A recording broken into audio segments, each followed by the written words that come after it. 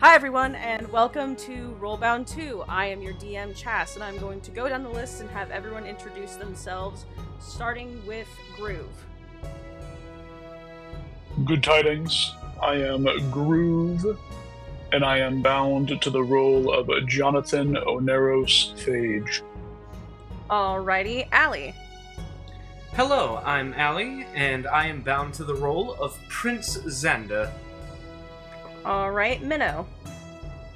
Hello, I am Minnow, and I am bound to the role of Vivian Deshays. Alright, Joey. My name is Joey, and I'm bound to the role of Jay Elwood. Forgot his last name for a second. Alright, Dakota. Hello everyone, my name is Dakota, and I am bound to the role of Lysel. And last but never least, Mickey. Hi, I'm Mickey, and I am bound to the role of Emiko. Where we last left off, once again, you were all partying. By the way, I have my voice back, isn't it great? Yeah. Fucking finally. 3 fucking weeks, dude. I'm editing session 5 right now, and I'm like, man, I can't talk worth a shit. I'm like talking like this. But you were all partying it up, celebrating the multiple accomplishments you had made as the townsfolk had started to notice that, you know, all these little things that you were doing for them. And at the height of the party, someone walked in and the entire room gasped. To give a fresh reminder, because I don't think I described him very in detail, you see a man, he is heavier set, he's got a rotund belly, and he has striking red hair with like blonde streaks through it ever so often. He has a well-trimmed kind of short beard, and in the direct middle of it is this brilliant blonde streak, and he has a curled handlebar mustache. He's wearing a 3-piece suit that's kind of patched together. It looks nice when you look at it from a distance, but when you kind of like look at him closely, you can see that it's been patched up multiple times. There's literal patches of a different colored fabric like stitched onto it, so that way he doesn't have to get a new suit. And he walks with a cane that is obviously very old and has had to have been repolished and put back together over the years, and he's the most fancy thing on his person is his monocle. It is the most well-kept part of him. But the people, when they see this man, they, kind of get this calm over them. And, once again, when he walks in, he says, "I would speak to the adventurers that you are all celebrating."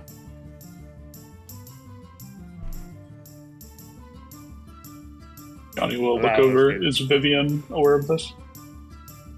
It's hard not to be. He's a big dude. Yeah, Vivian looks up and says, "Well," and just waits. Yeah, he when you all draw attention to yourself, he walks forward. And, are you all, like, sitting at a table right now, or are you sitting at the bar? I think we said at the end of the last session that we had a table. Okay.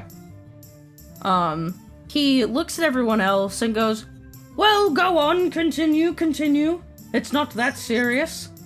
But his face does not reflect his words. It seems like he doesn't want the townsfolk to worry, but whatever he is about to discuss with you, is very serious. I don't need anyone to roll for that. It is painted on his face, very obviously.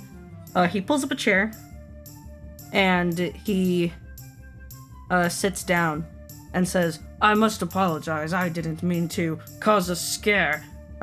The people don't see me very often, especially not as of late, but the matter that I bring to you is of utmost importance."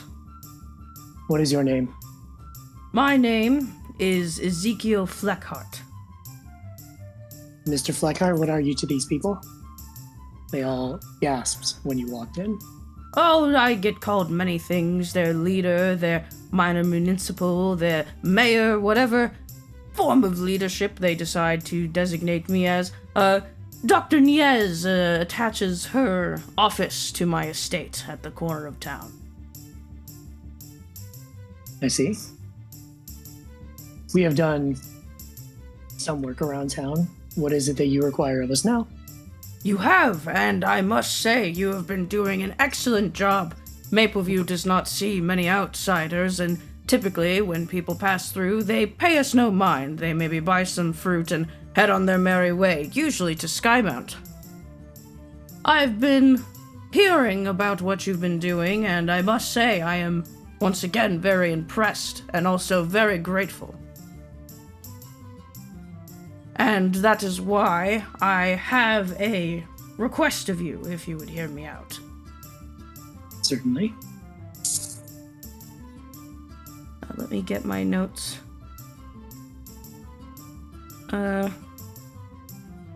Now, as you can tell from Mapleview, we are not necessarily the highest in the economy chain.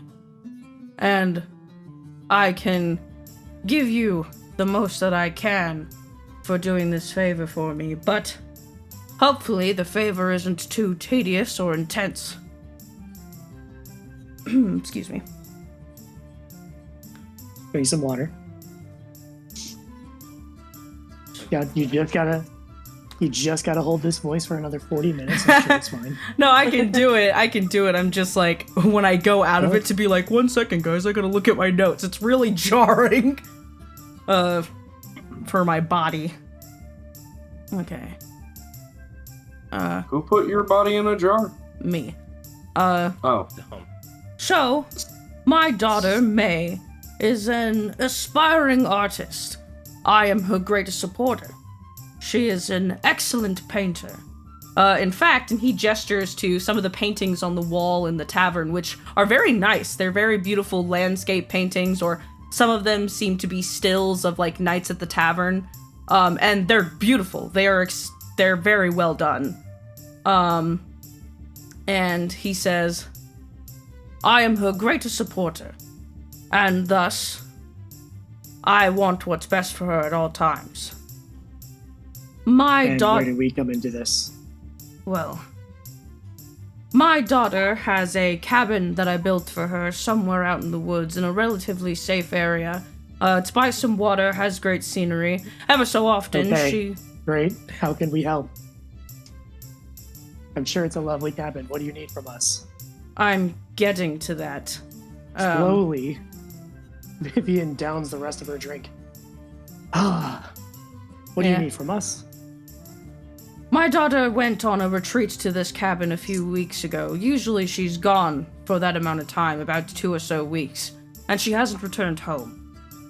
She's been gone about 2.5 weeks. Normally by now she's back, or at the very least sends a letter home.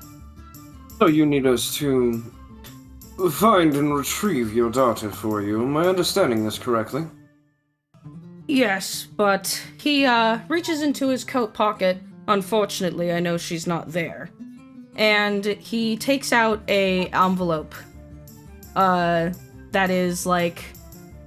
it's kind of dirty. You can tell it's not dirty from him. And he sets it on the counter. And says... Hold on, let me pull up my notes one more time. A group of ne'er-do-wells have taken her from her retreat in the woods and have set a ransom of 500 gold pieces.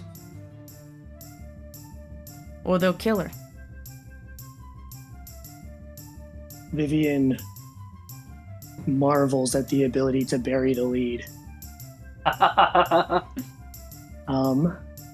Yeah, it's very obvious. I wonder my what the bad. fuck the paintings have to do with anything when this man's daughter has been taken hostage. Vivian, make me an insight check. Sure. Can I also make that check? Yeah, anyone who wants to, make it. Guidance. J. Elwood is too focused on the fact that he said daughter needs rescuing. He's already in Prince mode. Got a natural 20 with guidance for a total of 27. Beats my 19. Yeah, but... It's my 9. Yeah, Lysel and Vivian, you can tell that the talking in circles and rambling is a side effect of shock. Okay. He's not doing good.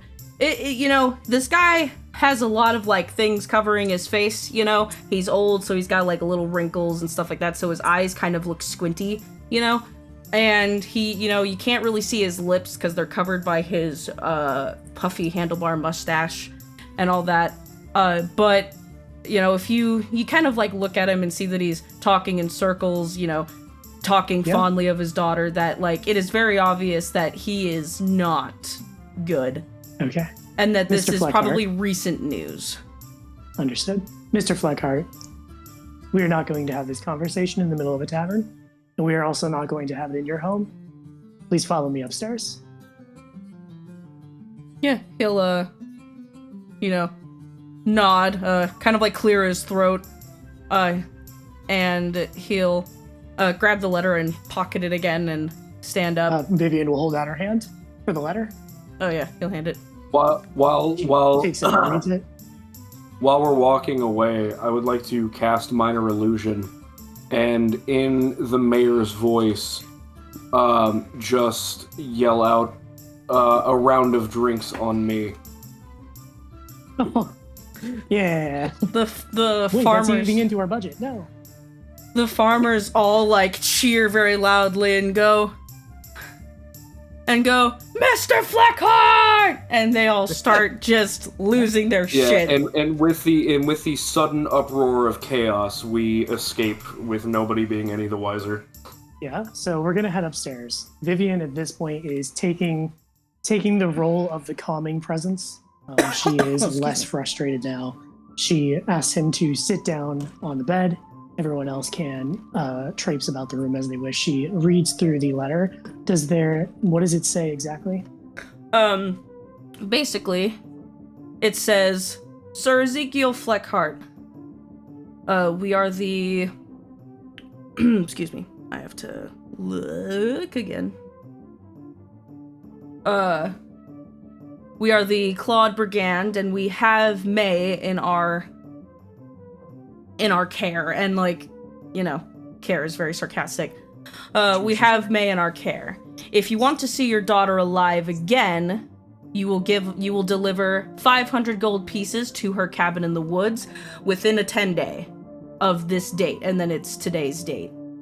And says, failure to do so will result in May's demise.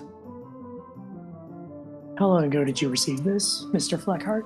Minutes before I came into the tavern. Hmm. And no one has been out to the cabin to check on her in the last week that she has been gone? No. Typically, she goes on her own and brings her pet with her. Jeez. That beast that she has coming around with her all the time has fell many a man before. Also, bandits usually don't bother our little hamlet. She's been doing this for the last 6 years. Sorry, Chas, I dropped like 400 dice, and I don't think that's an exaggeration at the time. She has a beast? Yeah, he says that she has a pet. That, goes with her on these little trips and protects her, which is why, typically everyone's comfortable with her going alone. What is the pet? Oh, it's a Thylacoleo. Do I know what that is? Living in Farwood, yes. To say IRL what it's called, another word for them is marsupial lions. They are large, omnivorous predators. They can literally climb trees and usually jump off of trees to get their prey, but are also good on the ground. It is basically a fucking giant lion. But it's a marsupial. Where was the letter when you found it? It was attached to a flying microraptor that the moment it crashed into my window, it perished. Yeah, what if a flying one? Yeah, here, I will fly. pretty sure we've seen Microraptors, just not the flying variety. No, Erithil has one as a pet. Oh, yeah. Oh. Okay. Do you have the body of the Microraptor? It's in Dr. Niez's office. Do you have any enemies that would want to harm you? No, not that I would know of. I don't do anything extra outside of making sure that the people of Mapleview are as safe as happy as they can be. Yeah, Is there can we anyone get who the would name not of want that? Oh, I'm so sorry. Oh. Can we get the name of that bandit organization again so I can put it in group notes? Oh, here, I'll put it in group notes for you. It's the fantasy equivalent of Lenny and the gang. Appreciate it. I'll also put a few...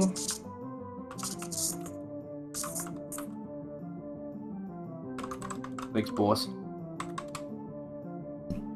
Got you. Come on, burp. There we go. I knew you had it in you.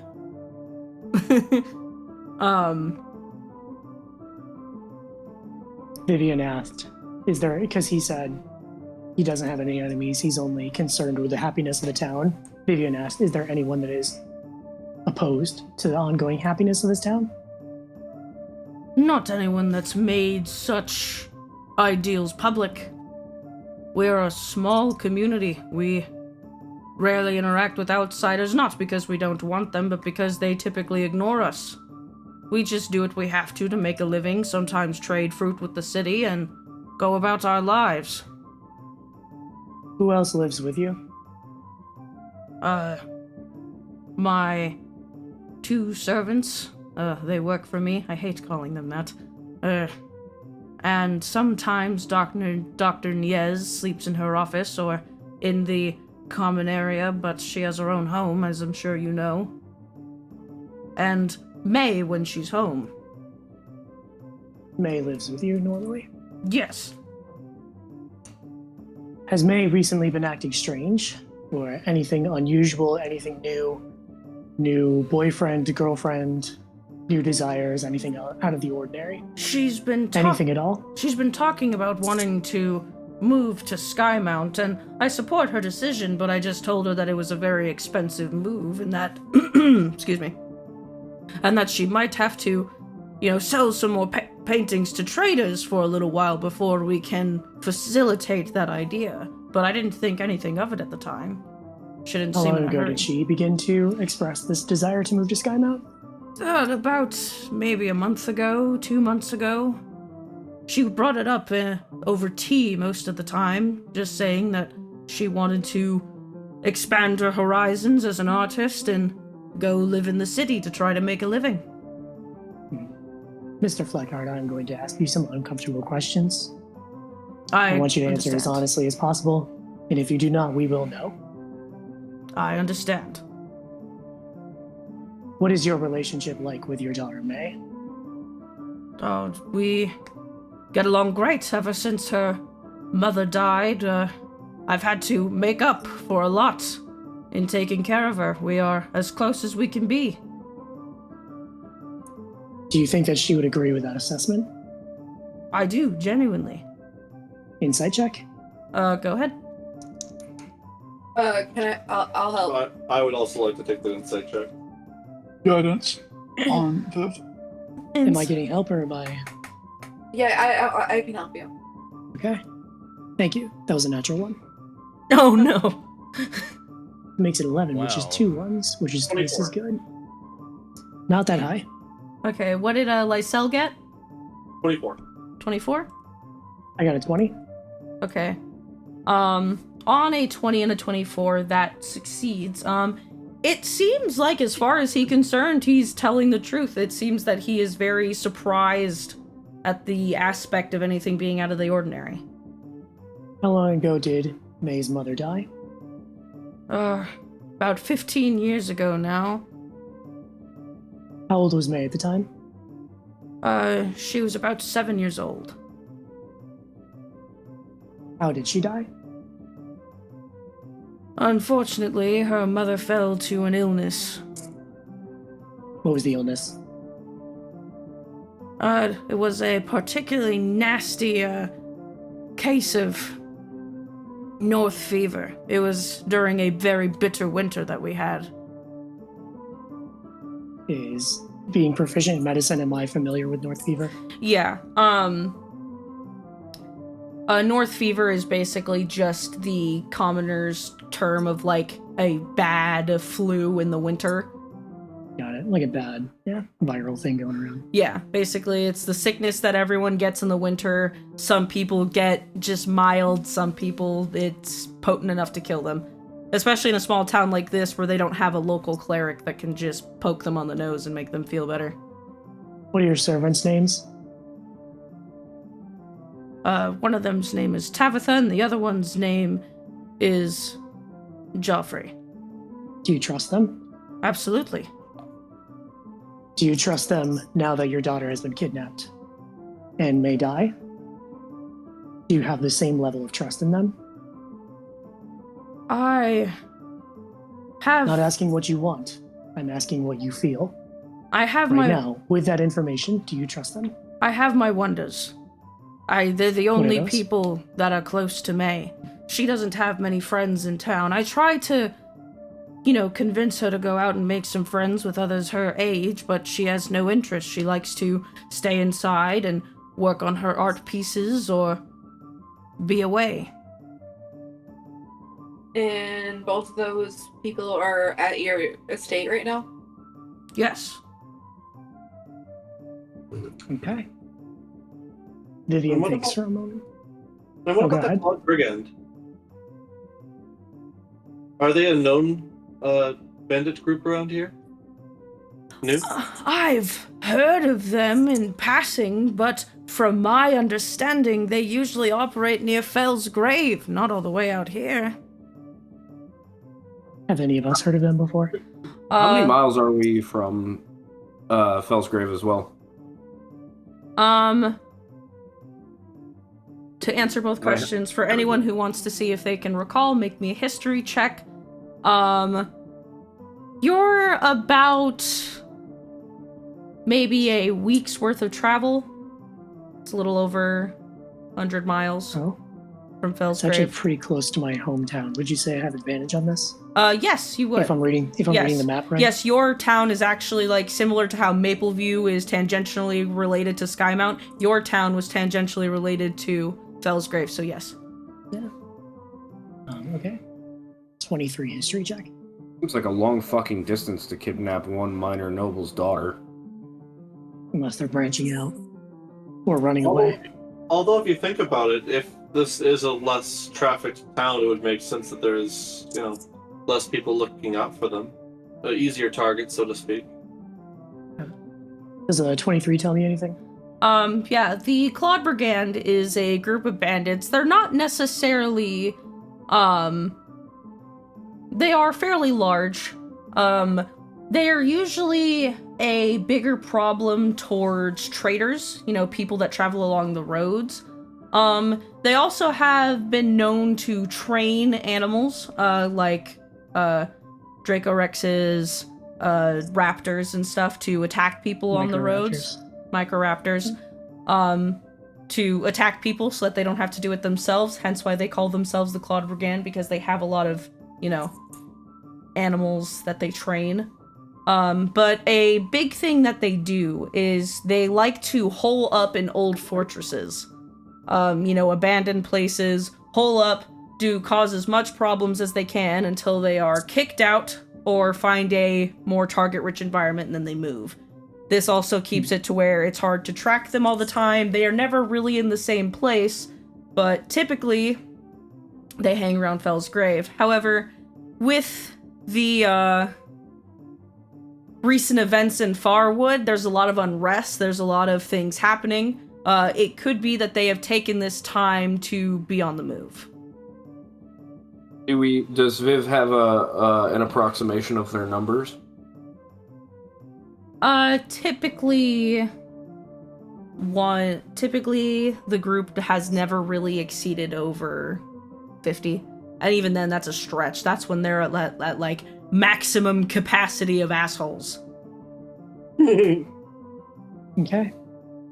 Are there any abandoned watchtowers, fortresses, places around here that you know of? And more importantly, is there someone who can provide directions to these places? I am going to make a roll. If it's Eagerly a await the result. if it's a role that the mayor is making to recall information, can I cast guidance on him? Sure. I'm casting guidance on NPC. We've ascended. The most intelligent this man has ever been. He goes, the only few places I can think of are, well, they're not abandoned or not a suitable place for bandits. No, I can't recall anything. You know who would? Someone in the town that is a hunter or more adventurous? He takes a moment as if he's genuinely, thinking this over. The only individual I can think of in town would be Marsha. She's an ex-soldier, you see. Okay.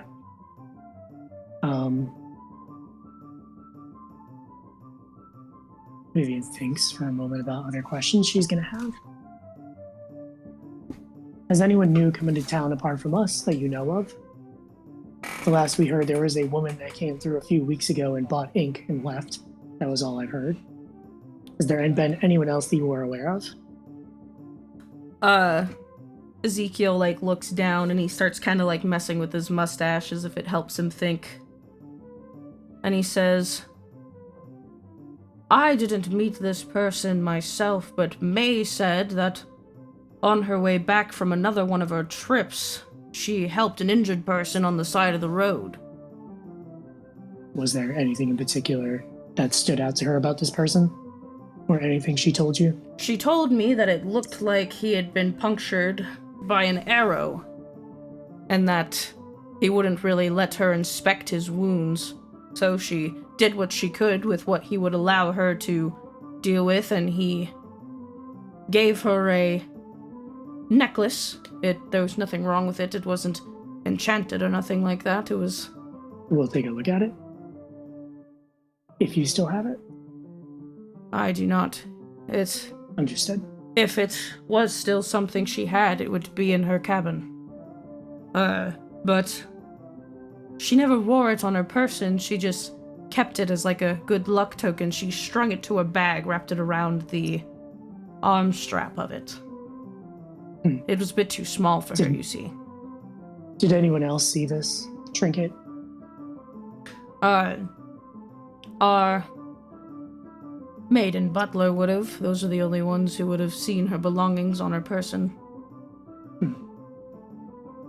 Understood. But what stood out to me about this interaction is that, she offered to point him in the direction of town so that he could have a bed to sleep in and maybe get something to drink, but he ran back into the woods in the opposite direction. She said that she felt like she might have helped a fugitive on accident, but there's no prisons anywhere nearby for him to have escaped.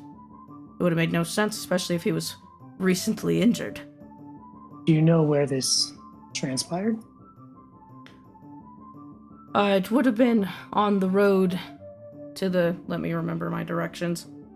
It would have been on the road to the west, in the direction of her cabin. Most of the way there is along the road before it tapers off into where we built it. And her cabin is easy to find. No, I have a map that can lead you right to it. No guesswork needed. But if I didn't have a map, it would be easy to find? Relatively. Understood.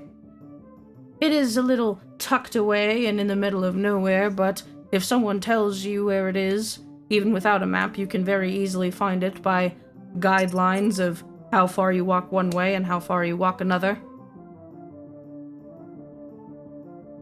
Mr. Fleckhart, is there anything else that you can think of right now, no matter how small, that may be helpful to us? He kind of chews his bottom lip and says, I don't know if it's related, but May has been more secluded than usual since that incident.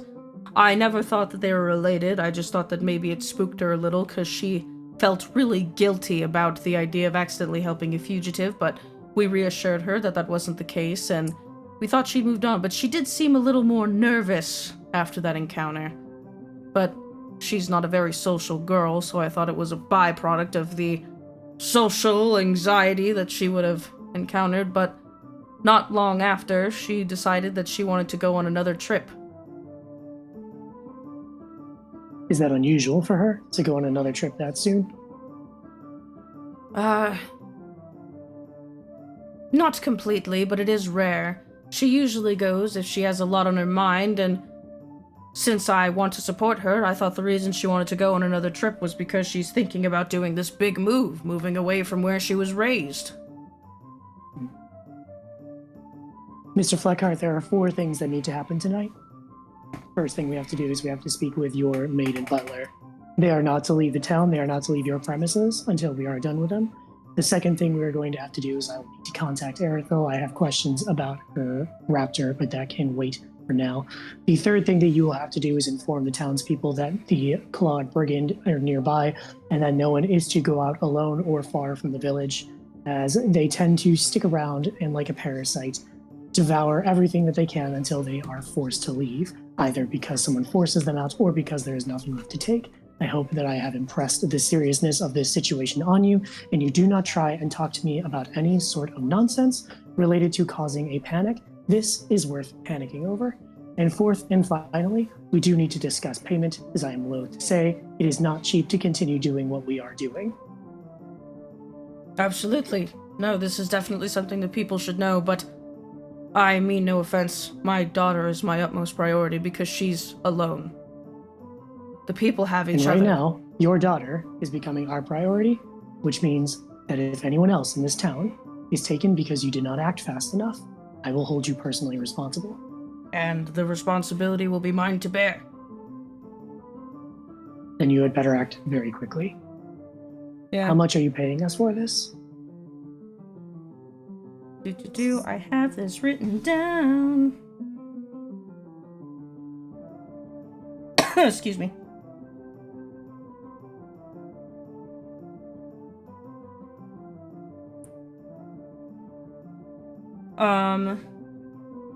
He says, once again, Mapleview is not a very rich place, but I will give you as much as I can. I have a little lump sum of gold that I keep in case of any emergencies.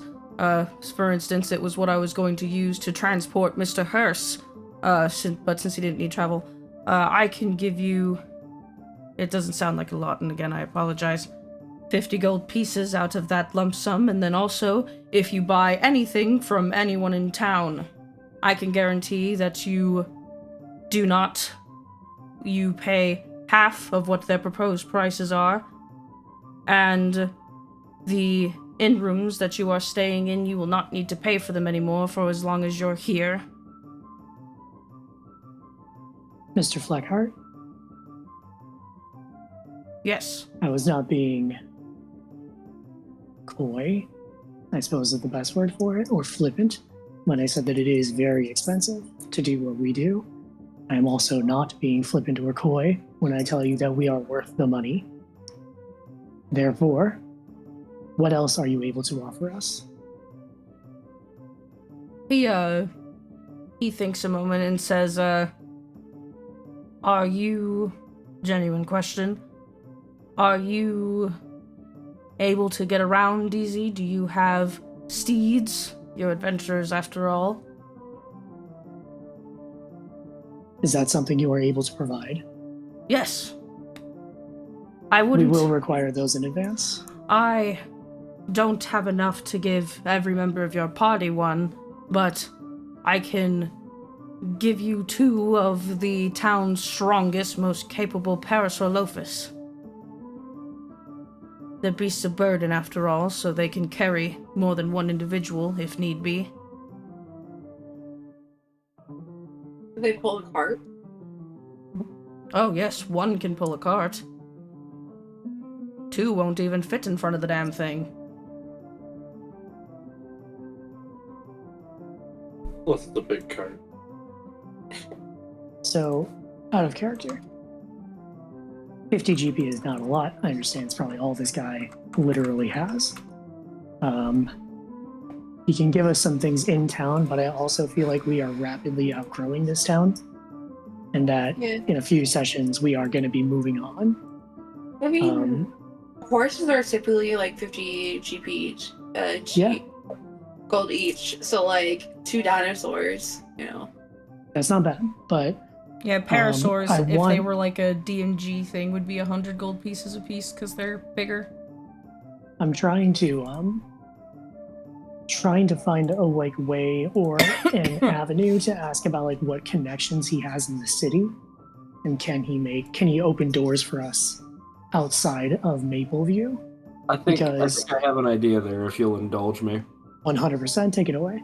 Xander is going to kind of adjust in his seat and look to the mayor and say, "If you don't mind me asking, I come from a more, shall we say, imperial place. By what right do you claim to be the leader of this village?" Oh, well, my family, are the ones who founded it. Several hundred years ago. Well, I assume here in Farwood, founding a village or a city is not as simple as planting a flag and saying this is where we are now. I assume it's a more involved process. What with the nobility within Farwood needing to approve such measures, I have no doubt. Depending on the purpose of your village is usually how you get your approval. For Mapleview, it was approved by the Merchants Guild of Farwood. Very interesting, and I assume that the Crown of Farwood still collects tax from your people, do they not? Indeed. They also have a quota for how much fruit they gather on a monthly basis. So therefore it stands to reason that you probably know somebody in the capital, yes? It's a extended knowledge.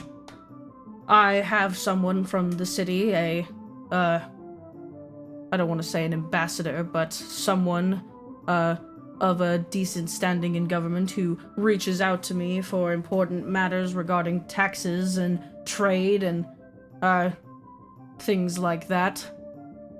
Somebody quite well versed in the knowledge of commerce here within Farwood, yes? Indeed, this person is a member of the Merchants Guild. What I propose to you, then, is in addition to the price that you and my friend here have negotiated, perhaps you can supply us with a name and a letter of recommendation of sorts. What sort of recommendations are you looking for? Well, it seems only fitting that you would want to inform your higher-up contacts of the heroes who have saved your daughter's life, and in a sort of good faith gesture to ensure their continued prosperity, yes? Indeed. I think I understand where you're going. Very little effort on your part, and it would do us a wondrous favor. Xander, make me a persuasion check. And we'll take that with guidance. Natural 20 for a total of 27. Not bad. That's for me. Excuse me. Yes, I'm sure that if when you make your way to the city, that the individual I know within the Merchants Guild can find you some work and help your adjustment not to be so harsh as it often is for adventurers. Bear in mind, I don't know what they would provide for you, but I could at least get you on your way. Foot in the door is all I ask. Mistress Deshays, do you find this to be an agreeable arrangement? I think Vivian has been intensely staring at this guy. Worth noting, however, Gale has been looking around on her shoulder, so that way she is able to keep up with the conversation. However, for like the last 2 minutes, as far as this guy can tell, Vivian has not blinked once as she has been staring at him. And at this point, Gale does look back so she can get a read onto his face.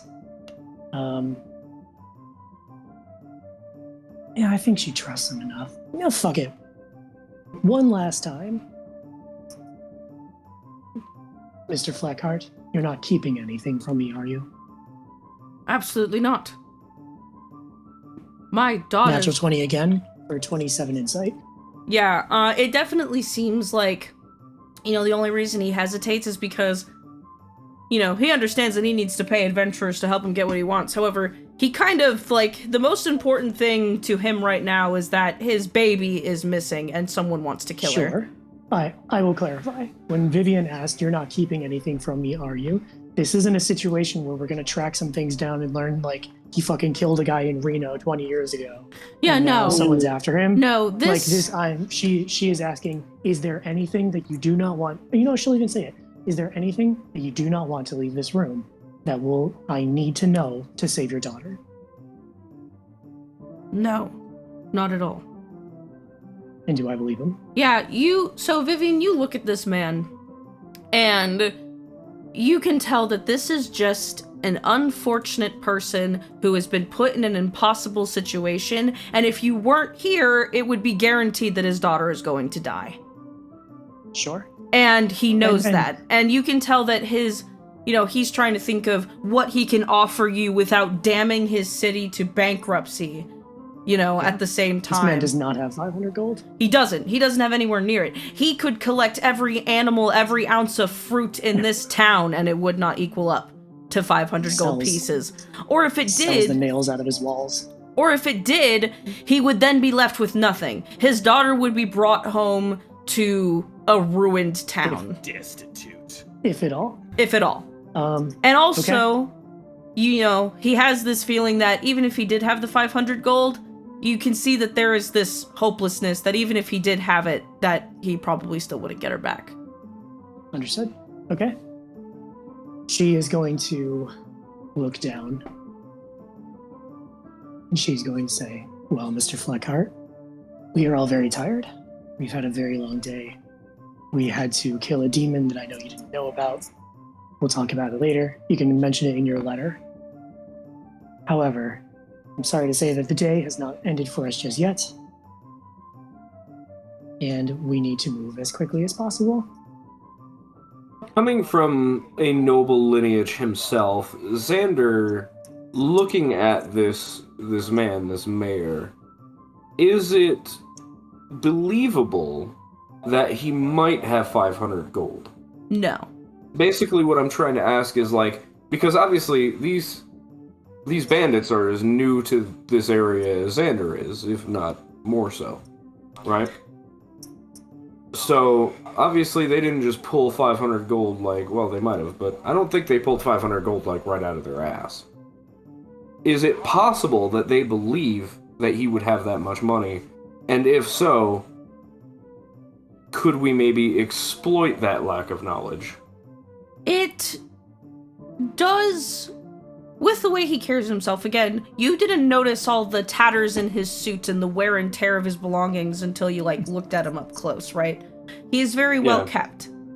And there's a good chance that these bandits have never seen him up close. Yeah. Make me, and I want you to do this, Xander, make me an insight check, but use your charisma. And I will give myself guidance again. Can I help? I will gladly take it out, if you'll allow it. I'm asking Xander to make me an insight check on something. Oh yeah, do it, man. Yeah, I'm also from nobility, and I have proficiency in insight, so. Can I take that help you? Yeah. What? Awesome. Yeah. Alright. That's a little bit better, so that's 17, 18. How does Emiko help Xander? So How that's, does Emiko 21. help Xander? Moral support. Love it. Okay, what was the number? I apologize. 21. Yeah, so Xander, there's also something to be said here. There's a few things that you also get as you're asking him questions. You know, he states that he built this other cabin for his daughter. And her paintings, you saw them on the walls, they are very high quality. It could also be that they assume he has 500 gold, one, because he was able to build a cabin for her, which usually someone who has another set of property is usually pretty wealthy, but also his child is an art prodigy. There is no mistaking it. That is just, I wanted to, since you were asking a string of questions that could make you think this way, that it could also be the perspective of, you know, there are outside factors that other people would assume lead to the wealth, even though really the reason that he was able to build a cabin in the woods for his daughter is because he put in the work and did it with resources that had nothing to do with money. It was work. And then... Okay. Xander is going to say to him, Mr. Fleckhart, while we are taking care of this problem, I need you to do something very important for me. Anything. I need you to lie your ass off. If anybody asks, we are considering this job. You are not satisfied with the pace of our consideration and have thus decided to give in and pay this ransom. Okay. Do I make myself clear? Yes. Might I ask the intent of this facade? Oh, this is a very simple bait and switch. If the bandits believe that you have the gold to pay this ransom, thus why they have asked, and we ship a convincing container full of, and Xander does air quotes as he says this, gold, we could perhaps lure them out. And then, when they take this gold back to their base of operations, we could follow them. Simply a idea in its infancy, but it doesn't work if people know that you are refusing to even pay the ransom and have sent mercenaries to retrieve your daughter. Savvy? I understand. Good. So... We wish to keep our options open in this difficult time. So what is going to be all of your course of action? Oh, It is God, better heaven. if you are unaware. For the time being, you have been given a task. You need to go downstairs and alert the townsfolk of what is happening and of the new threat. We are going to take care of a couple things tonight. The less you know, the better. Indeed. You can come to us for results, not for methods. I understand. One thing I must give you before we depart. He reaches into his coat pocket and he takes out a key. And he holds it out for whoever will take it. Yoink. This is the spare key to my daughter's cabin. If you go investigate it. Mind if I keep a copy for afterward? Yo. Alright. Alright. Vivian looked back at the rest of the group, or rather Gale on her shoulder looks back at the rest of the group. Just a temperature check on everyone's faces. Does everyone else seem in agreement with this? Yes. Xander is very badly trying to keep his hype contained. Okay. And I assume Elwood has been quite literally like, there's a clattering of vibrating as he has a chance to save a damsel. Is that correct? Yes. Okay. Yeah. You can't quite put your finger on it because he's being quieter than usual, and then you realize that's why he's being quieter than usual. He's like thinking of every possibility in his head. Yeah. And Okay. Million miles a minute. he just says... So in that case, Lysel and Jay are sharing one brain cell with that. Real quick, he takes out a piece of paper from his pocket. He has a lot of shit in his pockets, and a pen. It's actually a charcoal pencil, and he writes down a name on a piece of parchment and hands it to Xander, since you were the one he talked to. And let me type out something. I'm else. immediately going to not even say anything. I'm going to open up my Book of Shadows and copy the name into it. Allurel. Fander Allurel. Feindar Olorel. How do you say that? Olorel? Olorel. Olorel. Got it. It's Elven. Okay. Vivian holds out a hand. Forward him to shake. Yeah, he will give you a very firm, respectful handshake, and says. And she says, "Oh, you go ahead." He just says, "Just bring my princess back home. It would mean the world to me. I will be in your debt even after my debts are paid." Mr. Fleckhart. And she thinks about the time that she has spent with these people, the time that she has spent away from home, all new experiences that she was never comfortable with and still figuring out. But in this moment, something solidifies, and she feels that she is exactly where she needs to be. And she thinks back to this group that she is traveling with, and a phrase that has come up over and over again, and that defines who we are. And she says, "Mr. Fleckhart, I promise you that you can trust in the chicken chasers." No. Okay, wait, hold on, wait. What was this? Say what? Yes! I came back to chicken chasers. Holy shit! She says, Holy shit! You could trust that silver lining. No!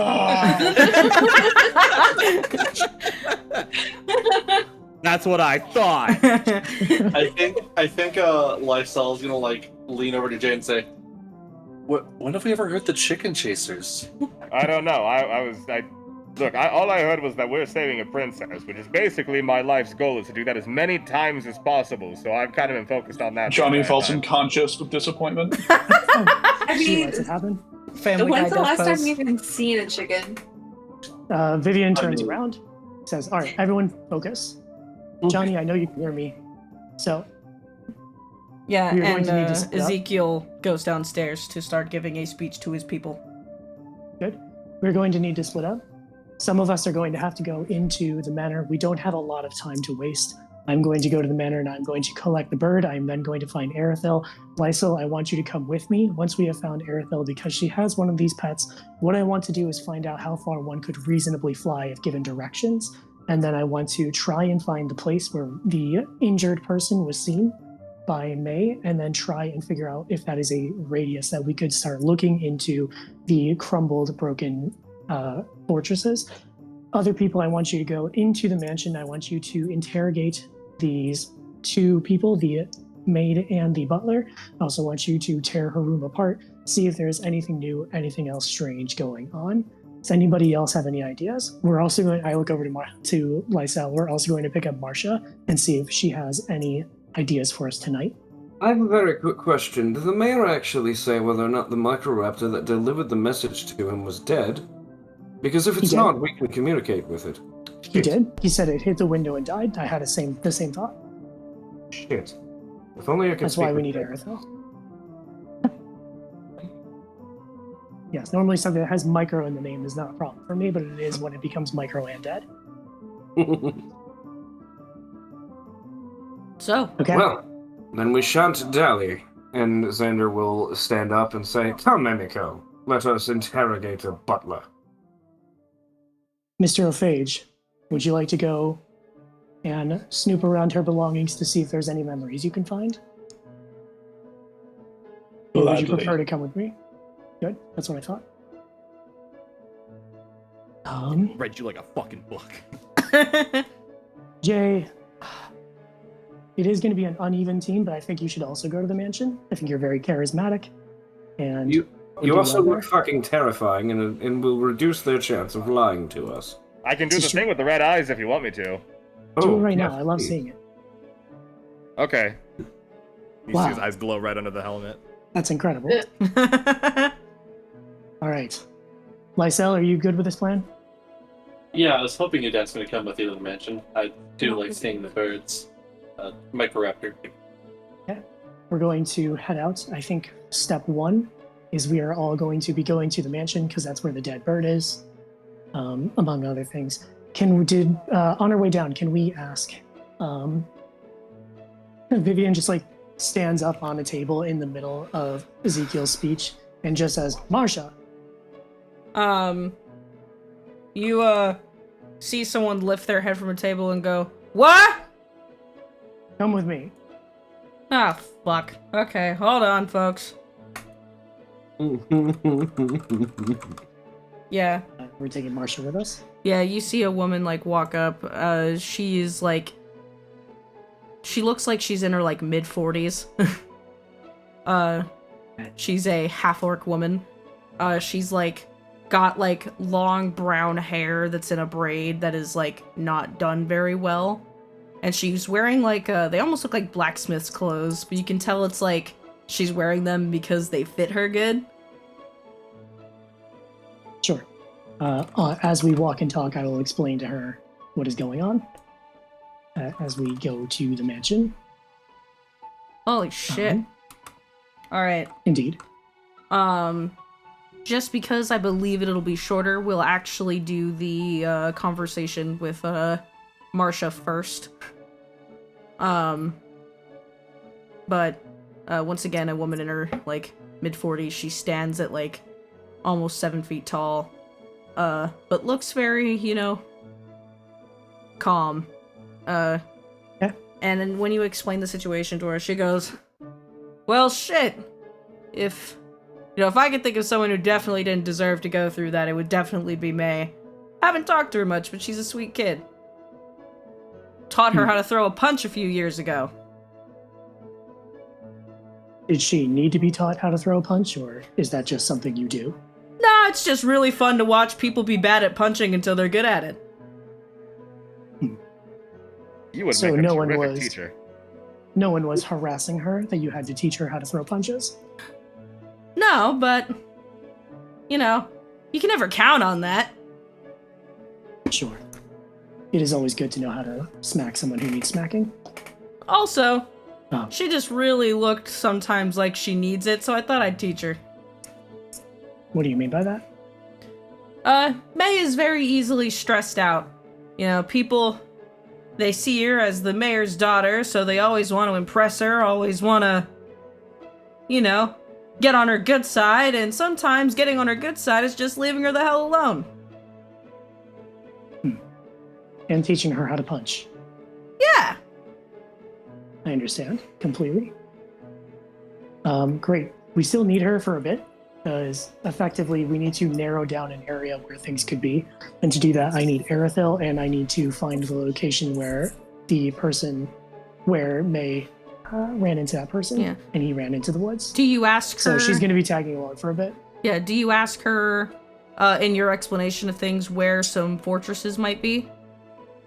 I explained to her my plan, that I don't need to necessarily know every fortress, but I need to know the ones that are in that area that we're going to find out together. Okay. Yeah, she says, yeah, let me, bum a bread roll off of one of the fancy schmancy pantses in the, estate and sober up a little bit, and, you get me a map, and we will figure it out. Good. And we'll head over to the mansion. Yeah, the Fleckhart estate, which, going to my handy-dandy map of Mapleview, is once again the one in the corner. You have only been in, like, a side door that leads to, Dr. Niez's office, which, for those of you who are looking into the, Microraptor, that is where it is. Ezekiel told you that he brought it to the doctor. But we are going to resolve now the... who is going to talk? Is the entire party going to go talk to the butler and maid, or is it just a few of you? I believe that is Xander, Emiko, and Jay. Alright, so And then Johnny's going to snoop around the house. Alright, so we're gonna kind of hone in on you three. in the front, I guess I'll call it the foyer of the house. The house is very open on the ground floor. You can see the common area and the kitchen and the dining room all from the front door. And you see that there is a young woman young woman sweeping, wearing like typical maid garb. She appears to be a half elf. And there is a man smoking out of a pipe sitting in a nearby chair. He's done his duties for the day. I'm actually gonna put 2 images of what I kind of picture them looking like. And when you walk in, the young elf, half elf, she stops sweeping. Tabitha, Ezekiel told you was her name. And she says, "Oh, Ezekiel isn't in at the moment. You'll have to come by later. I'm so sorry." Well, as luck would have it, we're actually here to speak with you. "Oh, let me put the broom away." And she walks into the kitchen and opens up a little cupboard that sticks out of the wall and puts the broom in it. And she dusts off her dress. And she walks over with her hands very politely folded in front of her. And just says, "Joffrey, is it just me?" Oh, both of you is fine. It saves me the trouble of having to seek out Joffrey after we're done having our conversation with you. "Oh yeah, we were just finishing up our work for today. Is everything alright? Is Ezekiel okay?" Oh, everything is... Xander thinks for a second. Things are going as well as could be expected. "Oh? What's this about?" Tell me, Tabitha, when was the last time you saw... Miss May Fleckhart? "Oh, just before she left for her trip a little over 2 weeks ago." Real quick, can I do an insight check on both of their faces to see if anything changes when May's name is brought up? Yeah, go ahead and make me an insight check. 17. Tabitha looks like, I would say normal. She's kind of bug-eyed, kind of aloof. Not aloof. A little airheaded. She's not stupid, but she just kind of doesn't look there. Very consumed by her work. Joffrey kind of looks old and agitated. He kind of just, at the mention of her name, rolls his eyes. In, the way old people do when they think young people have done something stupid. Emiko is gonna pull on Xander's coat very gently in the direction of Joffrey, just to, point out that something's, kind of weird. Indeed. Xander gives Joffrey a glance, but otherwise makes no overt notice. Did you happen to notice if Miss May was acting strangely before she left this most recent time? Did she perhaps confide in you something that she would not normally speak to her father about? She just said that she'd been having, a lot of anxiety as of late. I was having trouble getting her to eat. I would have to, come bring it into her room because she wasn't coming down for breakfast. So I would, make her pastries, something a little more fattening, to bring it to her, so that way if she was gonna eat a little bit, it was at least still as nutritious. But she didn't say anything to me, no, but she did tell me that she was going to be at her cabin longer than normal. I see. And have you noticed any sudden changes in her habits? Any vast improvements of her artwork over short times? Perhaps strange bruises on her body or anything? No, nothing like that, just being a little more recluse than normal, but after finding a weird stranger on the road, she's just been feeling really wrong about it. She did tell me that there's something about that individual that just made her feel unsafe and that she thought maybe she just needed to clear her head a little bit, which is why she was going to leave to her cabin a little longer than normal.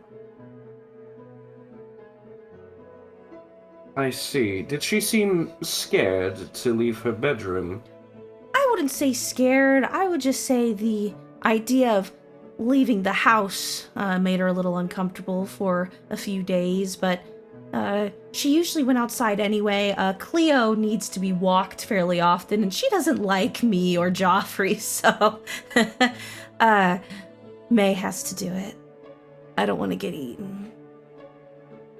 Understood. And Cleo is, who is Cleo again? I apologize. Oh, Cleo! Oh, she's May's Thylacoleo. She raised her when she was a little pup. I see. Strange question. Have you noticed any odd behaviors from Cleo since May's increase in anxiety? Oh, Cleo's just been very clingy. Doesn't leave her side, doesn't leave her room. Gets a little more nippy at strangers nowadays. Well, strangers, sometimes even nippy at me. She pulls on the little apron she has and shows that there's a rip at the bottom of it. Cleo bit my dress about a few days before May left. I have not gotten it fixed. And how has Cleo been acting since her departure? Oh, Cleo goes with her. I see. Oh yeah, Cleo's not here. Whenever May leaves the town for any reason, Cleo always goes with her because Cleo will eat someone alive. Well, that's quite good. I'm curious. Did May happen to show any increase in interest in the occult or arcana? No, she's honestly not really good at it. Not in a way of diminishing her in any way. She doesn't practice. She kind of just admires Dr. Niez and Erithil and the stuff that they do. But she's not really interested in magic herself. She's interested in archery, but she doesn't practice a lot because she'd prefer to just draw. I see. With your permission, I would like to just take a look around her room, if that's all right. Oh, yeah, of course. It's locked right now. Do you need a key? Of course. And if I would not dream of asking to enter unattended, I'm quite aware it is her private sanctum at home, so to speak. May takes most of her DM. stuff with her when she leaves. What's up?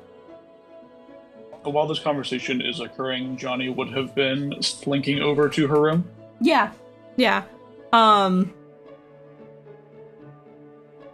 I will get to that, I promise. She For your chronology. Yeah.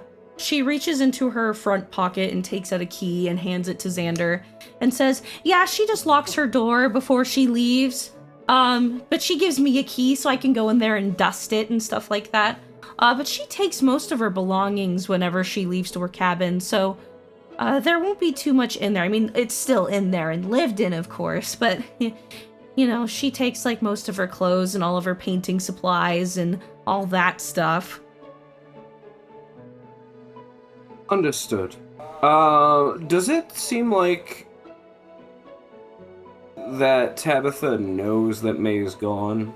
Does it seem like she... kidnapped? No. It seems like you guys are just asking, like, you don't even need to roll an insight check. She is acting like, oh yeah, like, I love her. She's fine. She has no fucking clue.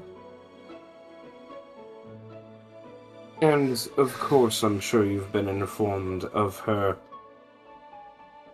unfortunate kidnapping, yes? What? No. What? The what? I want to get an insight check on Joffrey specifically. Go ahead and make an insight check. That's going to be a 19. With advantage?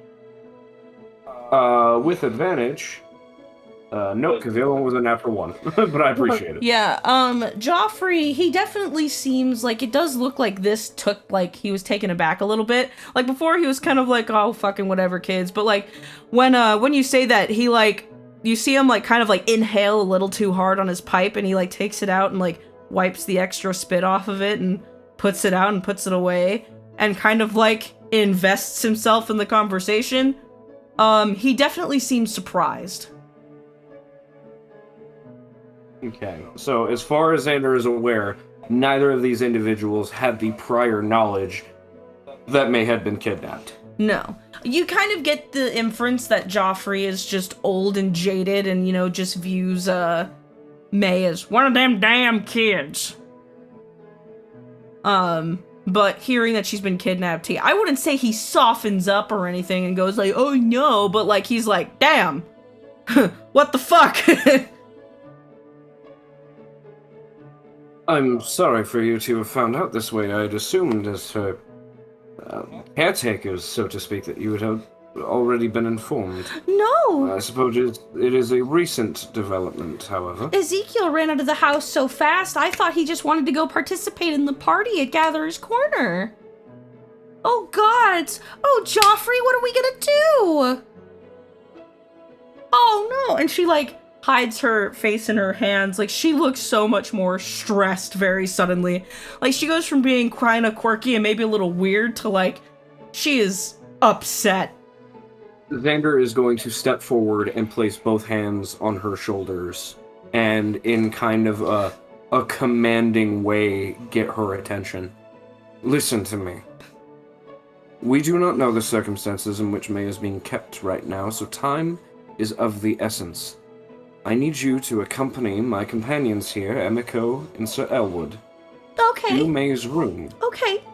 And I need you to, as the person who takes care of it in her absence, I need all three of you to keep a sharp eye out for anything there that was not there before, that shouldn't be there. Okay. All right. I can do that. I can do that. Search for anything hidden or obscured, anything, any place that you think she would hide something that she would not want you or her father to find, and that she would be confident that you would not look. Okay. Yeah, I can do that. I can do that. Excuse me. Excellent. Thank you. Off you go. Okay. And then Xander is going to hand Emiko the key. And then Emiko is just gonna like wait for her to go up the stairs before following.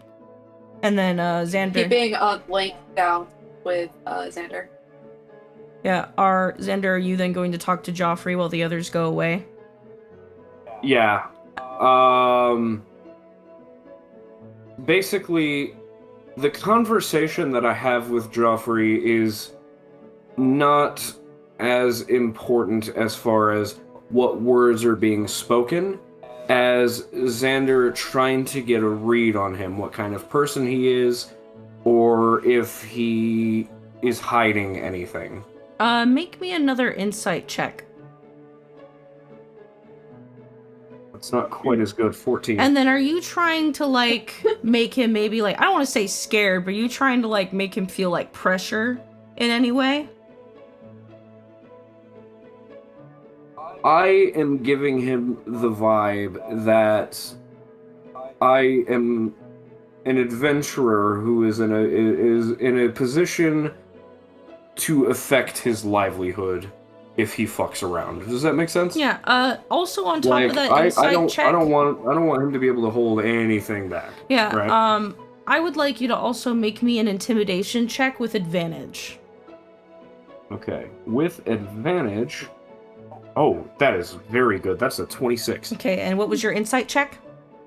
14. Okay, so, you know, you make your purpose very clear, and Joffrey, you kind of get the sense that he is just a very old man. He's Hjor, you know, so he is, you know, he looks like to be in his like early 70s, definitely older than Ezekiel. and he's very old. It looks like he's very seasoned. He doesn't even put on his suit properly. The tie around his neck isn't even tied very good, but enough to where if you look at him for a second, it looks fine. You kind of get the sense that, like, he and May don't really get along, but it isn't out of, like, foul play. It's more of just, she's young, and she's a young woman who has all these dreams, and, he might have a hard time keeping up with her, living with her full time, and taking care of her, and all that, to where, up until you announced that she was missing, he thought that she had gotten in trouble. And not in trouble as in she's in danger, but in trouble as in she did something dumb and is in trouble for it. And it's also worth noting that Xander is also going to kind of get him to do the same thing that May is doing for her room, but just sort of more broadly for the estate. Any spot within the estate or its grounds that she might frequent or hide things in. Basically, Xander's angle on this is that, being a warlock, he's familiar with individuals getting into deals that they shouldn't. And a stranger who came from nowhere, goes nowhere, and wants nothing sets off a red flag for him. Yeah. He, and I'm doing this specifically first so that way I could do Johnny's thing and then Elwood and Emiko's thing. He says, "I'm sorry, son, if I gave you the idea that I had any part in May's disappearance. We just don't particularly see eye to eye on most things. Sir Joffrey, it is less that and more of, I don't know any of you. I don't know who any of you are. I don't know your relationships. So I'm just doing my due diligence, and I apologize if my scrutiny is offensive. No, please." And he gets up and he goes, "Everything around the house has been pretty normal as of late. However, this is something that I tried to... I wouldn't say that Ezekiel was blind to this, but he couldn't have made the connection even if he wanted to." And he's coughing, by the way. He kind of walks very slowly, to another side of the common room, and he pulls out, what looks like a traveler's pack. And he drops it on the ground. And, kind of haphazardly, in front of Xander, and says, "We found this bag not far from the exit to the city that is closest to the estate. There's nothing of note in it, nothing that reads a personal belongings, there's nothing with a name, no special decorative items. But he opens it up and shows that there are rations that have been dug into, a set of binoculars, and rope." Dug into by, like, a humanoid creature or by pests? A person. It looks like someone opened up their rations, ate some of them, and then sealed whatever packaging it was in. You said rations, binoculars, and rope. Now, we did have a woman come through here, and traders come through here all the time, so if Mr. Fleckhart thought that it was just someone's belongings that they accidentally left. But does this look like something that a regular person just carries on them and leaves near a house? Quite not. This seems like the sort of thing that someone like me would carry on them. Xander is going to use Mage Hand to kind of just rifle through the bag a bit. Is there anything in here that gives him the impression of spell components or anything of that nature? No. This is all standard non-magical equipment. Are there any signs of wear and tear in the bag caused by loose weaponry or perhaps unorthodox methods of harming someone? It does look like there was like maybe a dagger in there at one point. There's random parts where the fabric has kind of been cut into and it's loosened a little bit. But there's no knife in there currently. Okay. And Joffrey says, I think someone was doing a stakeout on our house because, can I show you something outside, boy? Of course. Lead the way. Follow me. And he walks you outside the estate, and, are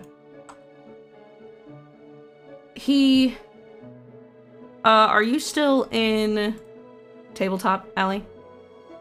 Yes. So he walks over...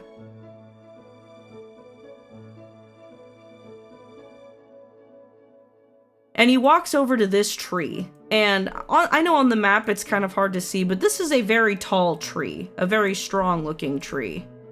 And he's... As we're walking outside, by the way, I'm going to ritual Speak with Animals. I'm going to explain to Joffrey that it's just in case we find any sort of creature that might have seen or heard anything. Yeah, and he shows you, near the fence of the Fleckhart estate, he goes, we found the bag right here. And then he walks over to this tree, and he points to one of the more sturdy branches, and then says, I want you to look at that branch, and then look at what window it's by.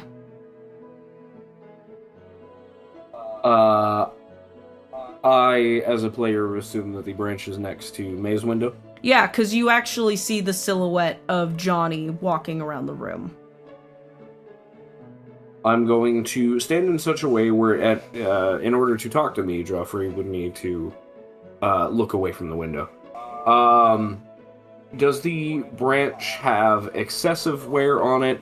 Do I get the impression that May often uses it as a way to sneak out without her guardians being none the wiser? Make me a survival check.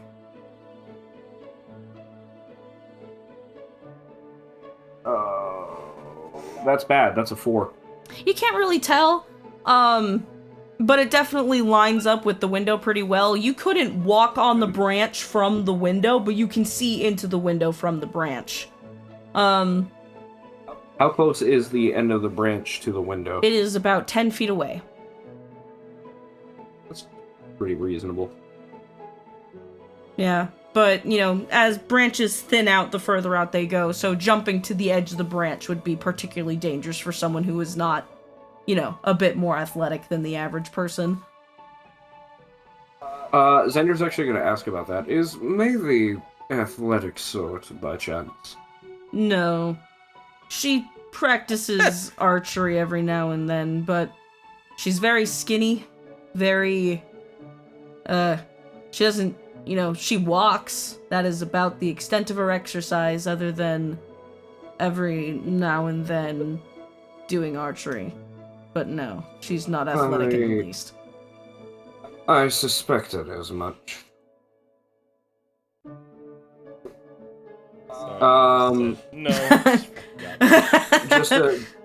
Just to get a quick temperature check, player to DM, is there anything else here that Xander might be missing that you would allow me to roll for? No. I think that, Xander reads Joffrey's point very clearly, that Joffrey thinks that someone did a stakeout on their house. Gotcha. But there's no evidence of such, because this would have been, you know, almost a month ago. Well, no evidence that Xander could pick up on anyway. Yeah. However, in this house, you said you cast Speak with Animal, right? On the side of this house, there is, and also this one across the street, there are, you know, fences that have animals in them. One house has a personal parasaur, and the other one has a triceratops. And they have a perfect view of this house. Absolutely. I would love some time to think about what I'm going to say to those animals. So now seems like a good time to cut to Johnny. Yeah. I was gonna do that. Johnny. I'm not gonna ask you to make me a stealth check because everyone is preoccupied. What I am going to ask you is to make me a perception check. You got it. Is this sight-based, hearing-based? You were looking... What? Remind me again what you were looking for in her room. So, Johnny is not looking for anything in particular. He's going to ritual cast Detect Magic and do an almost obsessive search of this room. Okay, so, I want you. Actually, I'm stupid. Make me an investigation check. That it's a skill for a fucking reason. Okay. Guiding myself. And it's intelligence. That's just the better thing to do. Should I use guidance? Or should I sleepwalk for this?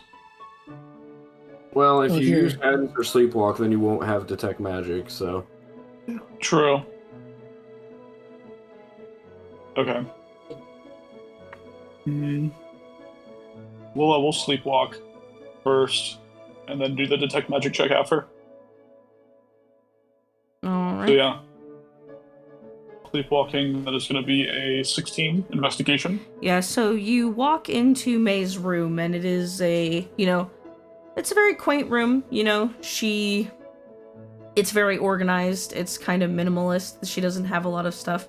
She has her own paintings and sketches, kind of like taped, like literally taped to the walls in like a collage style, and it seems more for like her reference later. There's paint splatters on the floor that are obviously years old. They kind of add character to the room.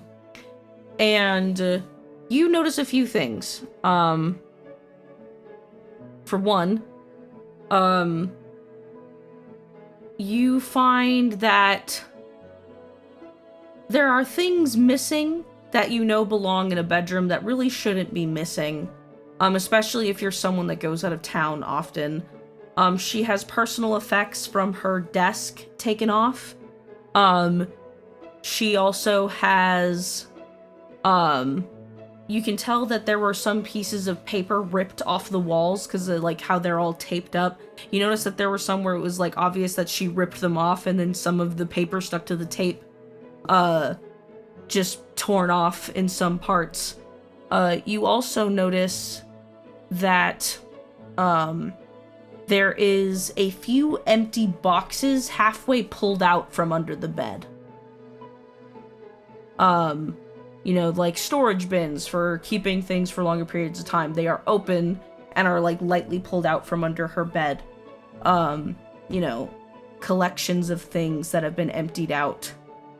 And 16 is just the DC for this. You also notice that one of her floorboards is slightly raised in comparison to the rest of them. Yeah, going to start from most conspicuous and look under the floorboard. Yeah, you pull it out and you see that there is a bunch of paper shoved underneath this floorboard with sketches. They're all done in like charcoal pencil. They're sketches of a person, and it's all one person, and it almost looks like practicing drawing this person. Some of the drawings have questions on them, like, did he have a mole? I don't remember. What color are the eyes? I think green. What does he want? Will this, and then one of them says, will this be sufficient evidence for the guards or my father?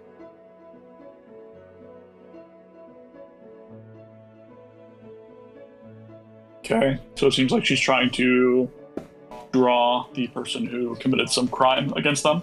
Yes. Interesting. Yeah, leaving everything preserved. Going to, really to an insane degree, like flipping over every page of every book, looking over every single drawing obsessively. Johnny is going to search every inch of this room to a redundant degree, and he seems to delight in the act. Yeah, Johnny, I want you to make me a dream-based perception check. It'll be at advantage, so I'll wake up for this. Use guidance.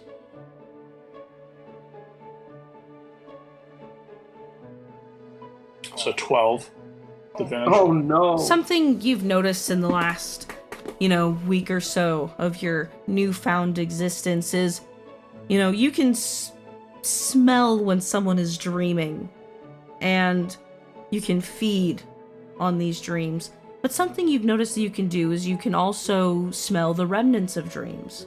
You can't feed on these, as its essence is long gone, but similar to magic, the essence of dream lingers in the air like a cheap, pungent perfume. You can still smell it, like a meal that has been already finished, but the seasonings and flavors still cling to the air around you. And what you smell, you wake yourself so that you can take in this essence, this scent, and your mouth waters. And that's maybe not a good thing, because the dreams are, I don't want to say violent, but they're fleeting. They're about escaping, about hope, about overcoming odds, but there's fear in them. The purpose of doing something by yourself to prove that you could do it, the sense of justice, and it clings to the walls as if they've been stirring and festering there for years, but you can tell that they're recent. And the flavor is just about to fade away. They're not quite nightmares, but almost. Yeah, Johnny looks over one of the sketches of this man, and staring closely, he notices the anger and the obsession with which it was drawn. And he says aloud, "But you too have been pursuing the digestion of evil." And as you say this aloud, you hear panicked footsteps coming up the stairs, and the calls of a worried woman, just frantically talking her head off, like, "Oh, I don't know. I mean, I typically don't go into her room unless she's here, but, I clean it sometimes. I just dust things off just so that way when she gets home, her room is nice and clean." It sounds like your friends, along with the maid of the house, are approaching. Johnny's gonna hide under the bed. Oh my god. Which, again, Scooby-Doo ass. all of her stuff is just currently laid out in little piles across the room. Sorry. I need a drink real quick.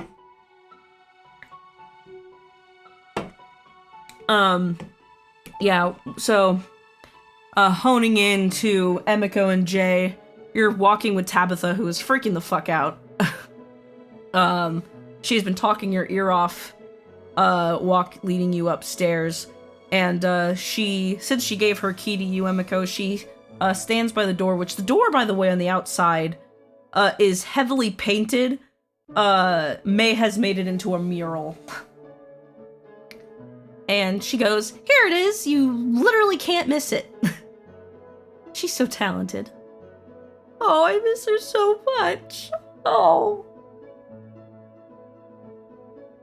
Okay, chill out, lady.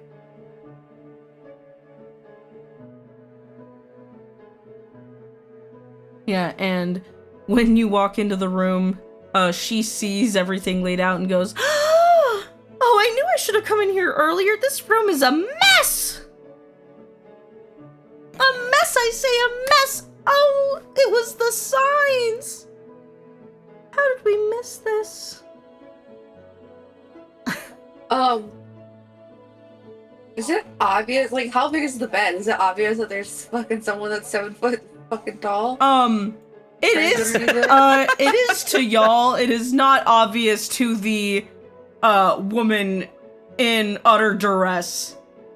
I won't even make Johnny roll stealth for it, because he's not trying to hide from his friends. He's trying to hide from the people that didn't know he was in there. Oh, he's just trying to hide. He's just trying to hide under the bed. All right, make me a stealth check real quick.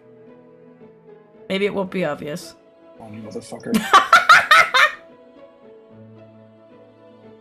I'm gonna sleepwalk for this. Snoring. It's a 19 stealth. Oh, He's so Literally fucking comfortable under that slipping bed, under the dude. Holy.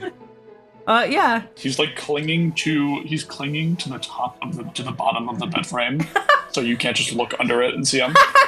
Yeah, so when you all walk in, no, you don't see him immediately, based on passives. But Tabitha starts pacing around the room like, oh, if we had seen the room look like this, we probably would have known that something was wrong. Emiko's gonna walk over to her and like kind of start leading her towards the door. Why don't you go downstairs and get some tea and just relax? You got us upstairs. We'll just look at everything else. Okay.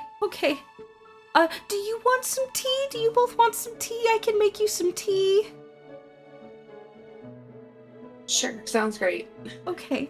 And she, like, lifts her dress a little to, like, hold them above as her boots as she, like, goes back down the stairs. And you can hear her distressed, like, whimpering. Like, oh, no, like, all the way down to the kitchen.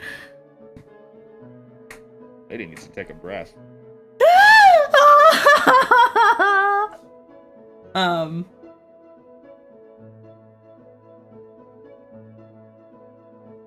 And you are both left in May's room. Emiko's gonna shut the door.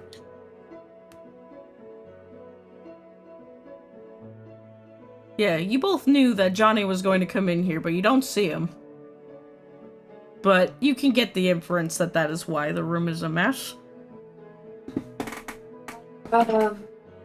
Emiko's gonna start looking around, like, if there's any dressers or, like, even try to move the bed that Johnny's under, to see if there's any, like, trapdoors behind, like, any furniture. Make me an investigation check, Emiko. Oh, while Emiko's moving the bed, she feels like the slightest caress on her ankle. Must have been a speck of dust. Guidance. Must have been the wind.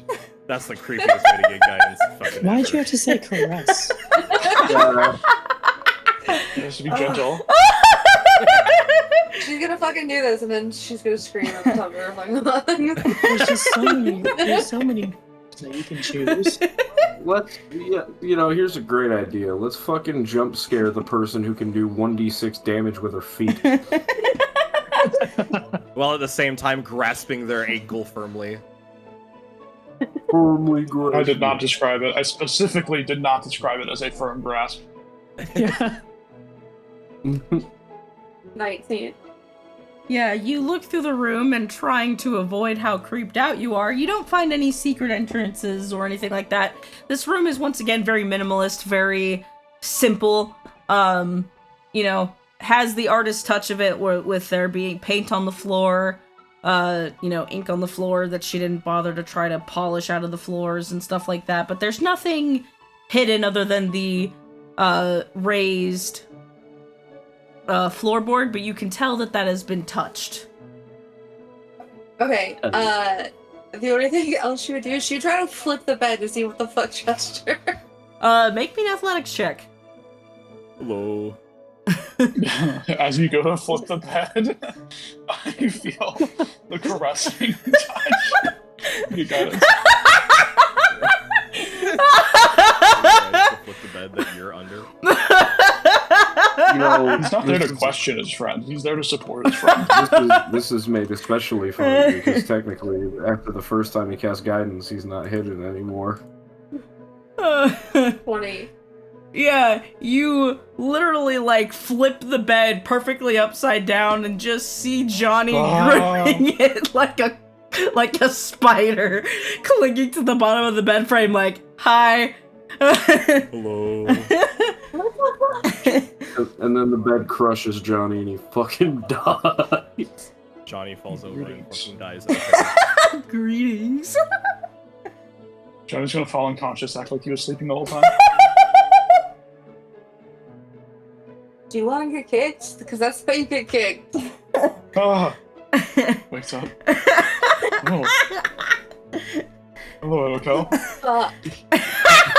Stop. You know, there's a doing here? fairy tale about a creepy person that fell asleep under somebody's bed. Yes, Actually, they they were were about on me. top of the bed, but you know. Oh my god. Anyway. Johnny gets up, stretches. I believe that the noble's daughter may have been attempting to pursue this fiend on her own. And we'll reveal one of the sketches. Yeah, do you? I sense an overwhelming hunger for justice within this room.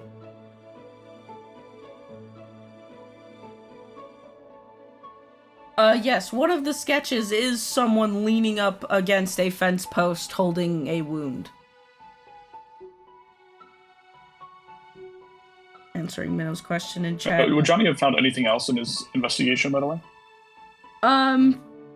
From what you've seen, no. A lot of the personal stuff was taken out of the room, but that in and of itself is odd. Like, you can tell she took way more than what she would have needed for a scenic art trip in the woods. Like, And to bro, be you clear, it didn't doesn't even- look like it was ransacked. It looked like she hurriedly gathered up her belongings. Yes.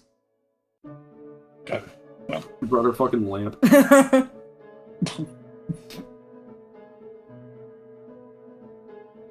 Hey, of note, are art supplies here? Did she bring those? Yeah, she brought art supplies with her.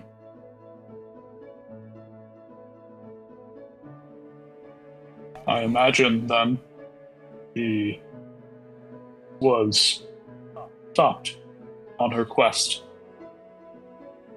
Taken by, turns the page, this man and his brothers in evil. She couldn't really be that stupid, could she? You certainly could. Not stupid, but perhaps hungry.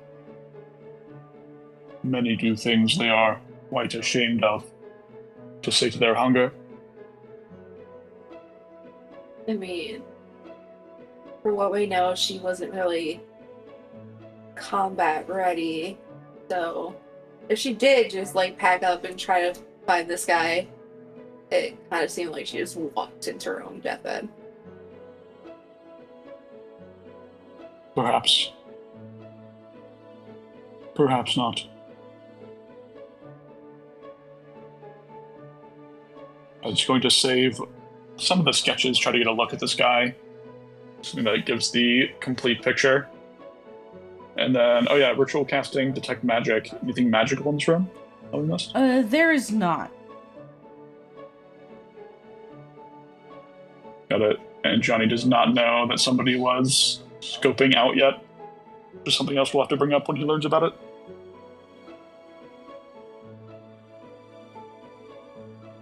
Yeah, so with the information that you have, do you three go try to reconvene with Xander? Yes. Alright. So then we're gonna go... Actually, before we leave, Oh, go ahead. Johnny is going to... This scribe's pen, is it just like ink that it dispenses so you can make it invisible? Oh yeah, it's magical ink. Okay, yeah. So he's gonna cover the doorknob and the windowsill in ink. He's going to make that invisible. And then on the door, he's going to write in like big calligraphy letters, "Do not enter crime scene." And that will remain visible. Well, cool. Yeah, back to Zender. Yeah, well, real quick, Vivian, where did you go in all of this? So, the first thing we need to do is we stopped at the mansion. We picked up the dead bird. Or the dead microraptor.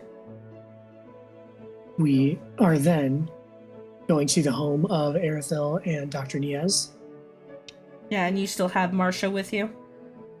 Still Marsha? Yeah, Marsha's not getting out of this anytime soon. Yeah, it takes you no time at all. The, Microraptor was kind of, like, haphazardly put in, like, a little box. Because obviously Ezekiel grabbed the letter, read it, and went, "What the fuck?" And decided to go get answers. But Dr. Niaz is not in, and, you see Hearst is still there. He's just asleep. And, you grab the box and head over to Niaz and, Arethil's house. And when you knock on the... So, Oh, go ahead. was the box at the doctor's office? Yeah. Ezekiel, okay. Ezekiel said that he brought it into Dr. Niaz's office, which is attached to his home. I'm sure she loved that. She's like, yes, I love it when people bring dead birds into my operating room. Yeah, the things you do in a panic. Yeah. But when you go... It's actually fine. That's actually good. Vivian is going to... No, fuck it. She wants to explain it to themselves. Yeah, she goes up and she knocks on the door. Bang, bang, bang, bang. Vivian has an absolute cop knock. Like, full on, right on the knuckles. Quite loud. Yeah, it's actually Arethil who answers the door. And she goes, "Oh, hello, Vivian." Hello, Arethil. How is your alchemy coming along? It's going great. I'm sorry to say that the test will have to wait today. Unfortunately, we don't have a lot of time. May Fleckhart has been kidnapped, and I need your help, and I need Dr. Niaz's help. Oh, goodness. What's up with people going missing as of late? Oh, come in. Oh, hi, Marsha. Hey, kiddo. How you doing? Why are you? Never mind. It's tangentially related, I think. I am not sober enough to know yet. Arethil, I need to talk to your bird. My bird? Okay. Yes. She'll go fetch Shadow and bring her out. Hello, Shadow. How are you this evening? I am doing fine, two-legged one. Shadow, how far can you fly if I gave you something to carry? It depends on how heavy it is. Heavier objects I can only really glide, but lighter things, or things like prey, I can carry long distances if I so chose. I have to start from a high vantage point, though. Beings have to start from a high vantage point. Beings such as myself are not necessarily capable of traditional flight. We glide and soar through the air, hopping between multiple vantage points. I'm talking to Chas now. Chas has possessed this bird. Chas is like, here's dinosaur. And this bird is a conduit. Okay? Great. Yeah, Vivian's writing this down as she goes. She holds up the piece of paper. You would need to be high up in order to carry this, but you could carry it some distance. Oh, a measly piece of paper? Of course I could, without any issue. I'm sorry, I did not mean to offend you.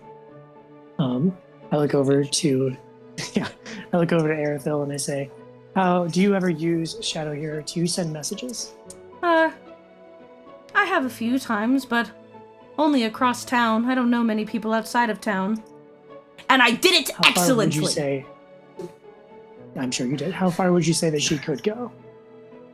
Well, if she, gets on top of the house or in the nearby tree by the house, she could basically make it to the other corner of the village. If she had to go as far as she possibly could? I'd say she could make it from our house to the middle of the fruit field. About how far is that, Jess? It's about 200 feet. Like half a mile? Half. Oh, not even. Well, from the top of their house, so if she had a higher vantage point, then yeah, she could go for a while. But like doing some quick math in her head, if she's thinking about like, you know, a squared, b squared, c squared. Yeah. Considering that the trees in this area are sequoia trees, if a Microraptor gets on top of one of those bitches, they can go half a mile to a mile if they jump from that son-of-a-bitch. Okay. Good to know. Shadow, you may want to look away for this part. She opens up the box and there's a dead Microraptor inside. A weakling in my presence! Indeed. Look at his feathers. They're so His- ugly. Disgusting. Indeed. I'm actually gonna hold it up to Shadow. I wasn't thinking about this. I was mostly asking this about Arathil. But hey, why not? Do either of you know anything unusual about this animal? We believe that it was the pet of an unwelcome group in this area that trained it for their own deeds. Is there anything unusual you can tell about it? Shadow looks at it and, like, pecks at one of his feathers and says, "Nah, not very well taken care of. His feathers are unkempt and very ugly." Arathil, do you have medicinal experience? Do you have experience with the operating table? Only on, minor things, like one time Shadow broke her wing. I did not break it! But Arathil cannot speak to her, so she has no idea that Shadow is saying this. I helped mend her wing so that way it was still usable, but other than that, I've dissected a frog before. When I... Good enough. We have to go back to the operating room. I'm taking the dead bird. Lysel, I will need your help as well. Oh, yeah, of course. And then, just as quickly as she came in, she's going to start heading out towards the door. She thinks for a moment as she is about to head out, and then looks up and just says, "Dr. Niaz, I'm dissecting a bird in your operating room." And then marches out, Okay! thinking that that is good enough for being permission. Okay, good. Yeah, once we get there, Vivian, of course, takes charge of the dissection with the help of Arathil, with her understanding of animals, and the help of Lysel and their understanding of dissection and survival and things. Specifically, what I'm trying to find out, is there anything about this particular Microraptor that tells me about like what its diet was, like what type of places it might have been around? Was it eating something specific to a certain location? Yeah, make me a medicine check, with... excuse me, with advantage. Advantage, guidance, anything else I can throw in there? Probably not. I don't got nothing for you. It's not a great roll. It could be worse. It is an 18. So this, Microraptor has definitely been fed small reptiles. A lot of, like, tree lizards. However, you also see, excuse me, that there are, like, rations, that have not fully digested. Which Microraptors really aren't supposed to eat those. As a treat, they can have a little salami. Yeah, but this is a bit too much. Too much salami. You also, can tell that the wings on this, Microraptor have been clipped. You know, like, laying it out on a table, you can tell that this creature cannot glide as far as it is supposed to. You also see that it was hard to see with it crumpled up dead in a box, but it actually has like a leather tag on its neck. It has like a small, I don't want to call it a collar, it's like a leather band that has been wrapped around its neck. Does it say anything? It has the number 1 carved into it. Well, stitched into it is a better word. Okay. With the information I have, I'm going to have the amount of distance that Shadow could fly, because this creature is not able to fly as far. Want to figure out 2 things. I'm then going to pull out a map of the surrounding area, because I know that did Ezekiel give us the map that led to the cabin? I'll say just for the sake of brevity that you were able to get that from his house. Okay, so in that case, I'm assuming it also has his house on it and like some of the surrounding areas? Yes. Okay. Excuse me. Putting it on the wall, pin in the house, pin in the cabin, in around this sort of general area where we think the person was found, or where, he said it was on the Western Road. Maybe we need to go actually physically check that. Let's do this first. With a sort of radius of how far it could be, I look over to Marcia and I say, okay, given this sort of radius around the house and around the cabin of the bird's flight, are there any ruins in those areas? No, there's no ruins in that area per se. However, there are some northeast from that cabin there, from that point where I guess the mayor's cabin is or whatever. Didn't even know he had that. There are some northeast of there. Southeast. Understood. Southeast of there. And what is that place called? It's just an unnamed fortress. It's hella old. Basically, it was used when, individuals were at war with... When Farwood was still at war with Altacoya, they had these checkpoints. Some of them were in Northreath, in that little band of Northreath that cuts Altacoya away from Farwood. They had a few checkpoints, as it were, that they would place, just in case Northreath ever wanted to interfere. Hasn't been used in several hundred years. Sometimes groups of hunters shack up in those places because they're not owned by the government or the army anymore. Basically free game. Right. Understood. But there's only one of those in that area, meaning if your feathered friend here flew from somewhere, he didn't fly from where those jackasses are hanging out, I'll tell you that much. No, he couldn't have gotten that far. Alright, we need to find the place where she found the injured man. We're gonna need to travel on the road. You still need me for that? Yep. Cool. And she is going to march out, leaving... yeah, she's just going to leave the dead bird on the table. And she's in a hurry. And with Lysel's help, about how long ago was it? I think I got my timeline a bit mixed up, because the stalking has been going on for a month. Is that how long ago it was that this person showed up? That she helped that was injured? Yeah, I believe Ezekiel said that this happened a few weeks before she went on the trip that she just went on, so it was about a month ago. Okay, 3-4 weeks. Got it. Okay. We have a general idea of where that was, but not a super specific one? Yeah, not a specific one. He just told you that she was on her way home. Okay.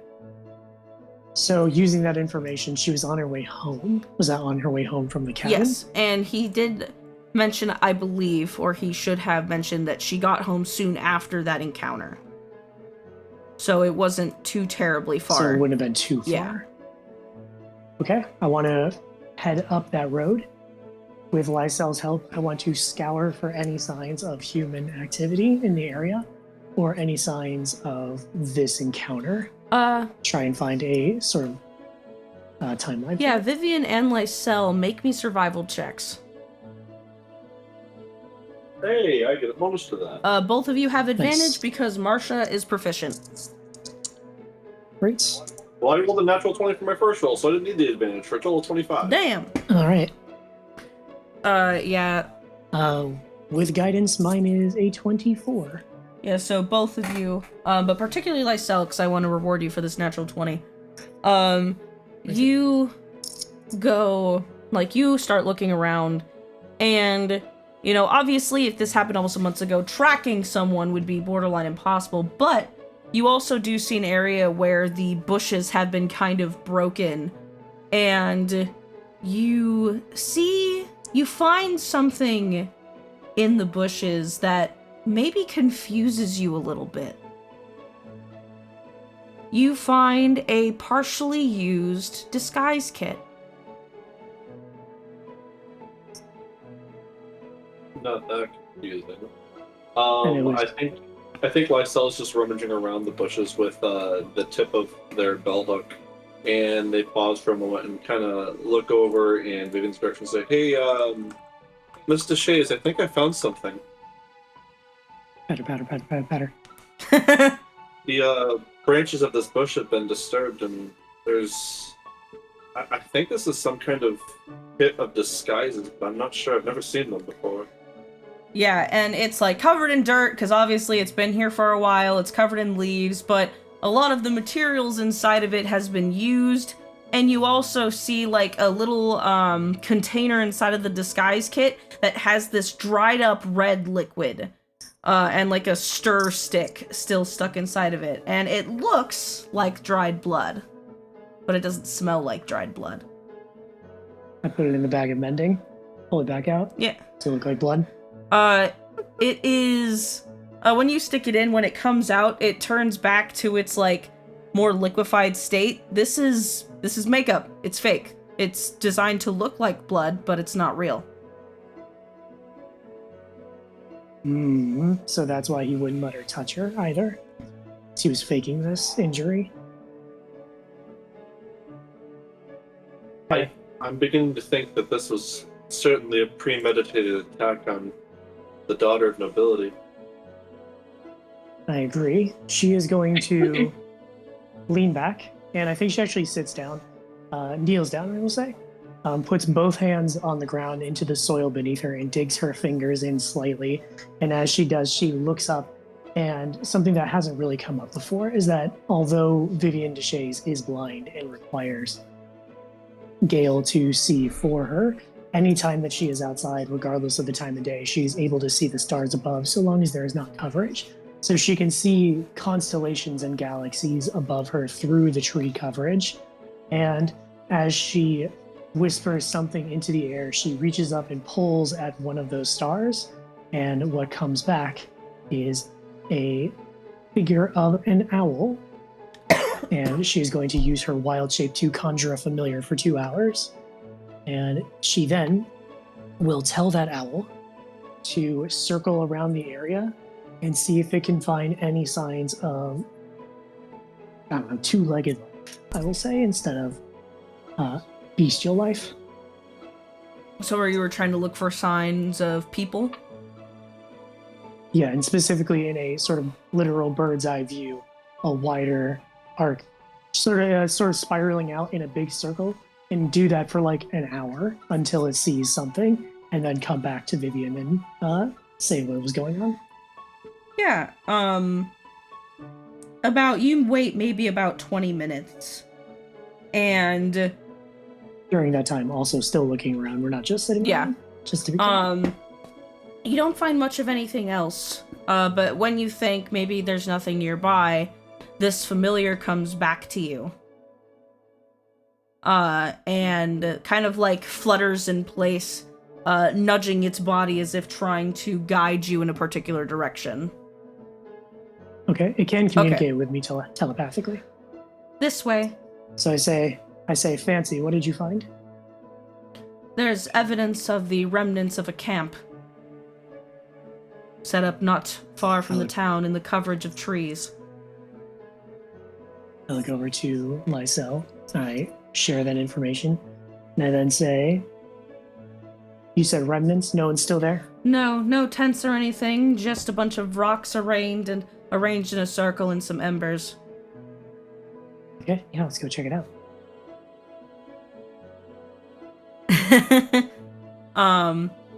This is in the complete opposite direction of that, on the complete other side of town. Alright, so it's gonna take us a while. Well, no, I'm saying, I was responding to something in chat that was like, it's just our camp from 2 days ago. Other way. Oh, got it. Sorry. Oh, that very much confused me. Sorry, I said that out loud. But the owl leads you there, and yeah, you see an area where someone very obviously, like, cut up some of the bushes to, like, make a clearing, because this wasn't, like, a natural clearing on its own. Someone kind of carved their way into here, which actually made it relatively hidden as you were approaching from the ground. The bushes made it look like this was just another kind of forested area where no one would camp in the first place because it's dense. But sure enough, there is a circle of stones with embers in it. Well, not embers, but coals, like, you know, burnt it. Long since past fire. There's no tracks or anything like that, but it is very obvious that someone set up camp here. It's not close enough to the city where you can see the town from here, but it's close enough where it would take less than 10 minutes to walk to the Fleckhart estate. Okay. So same thing as before. I'm going to both Lysel and I are going to look around. Marcia can help us out because she's the realist. And then, yeah, just seeing if we find anything identifiable or in particular about this person. Make me another survival check, both of you, at advantage, once again, because Marcia is proficient, and she is helping you. Okay. And yes, she can help both of you, because I said so. A little bit less high this time. 18. 18's still pretty good. I got a 22. Once again, both of you look around, and it looks like whatever camp was here is definitely cleared out. But you two each individually find something. Vivian, you find a feather. A black, kind of wilted feather. Sort of look like the one that is maybe all over Dr. Niaz's operating table. Absolutely. Yeah. And then, Lysel, you find a pendant on the ground. Not a pendant, you find a chain, on the ground. Like a necklace that doesn't have its pendant on it. It's broken, like the clasp has been broken, and it looks like someone just like tossed it into the dirt. Oh. And this is still in the direction of the cabin, correct? Correct.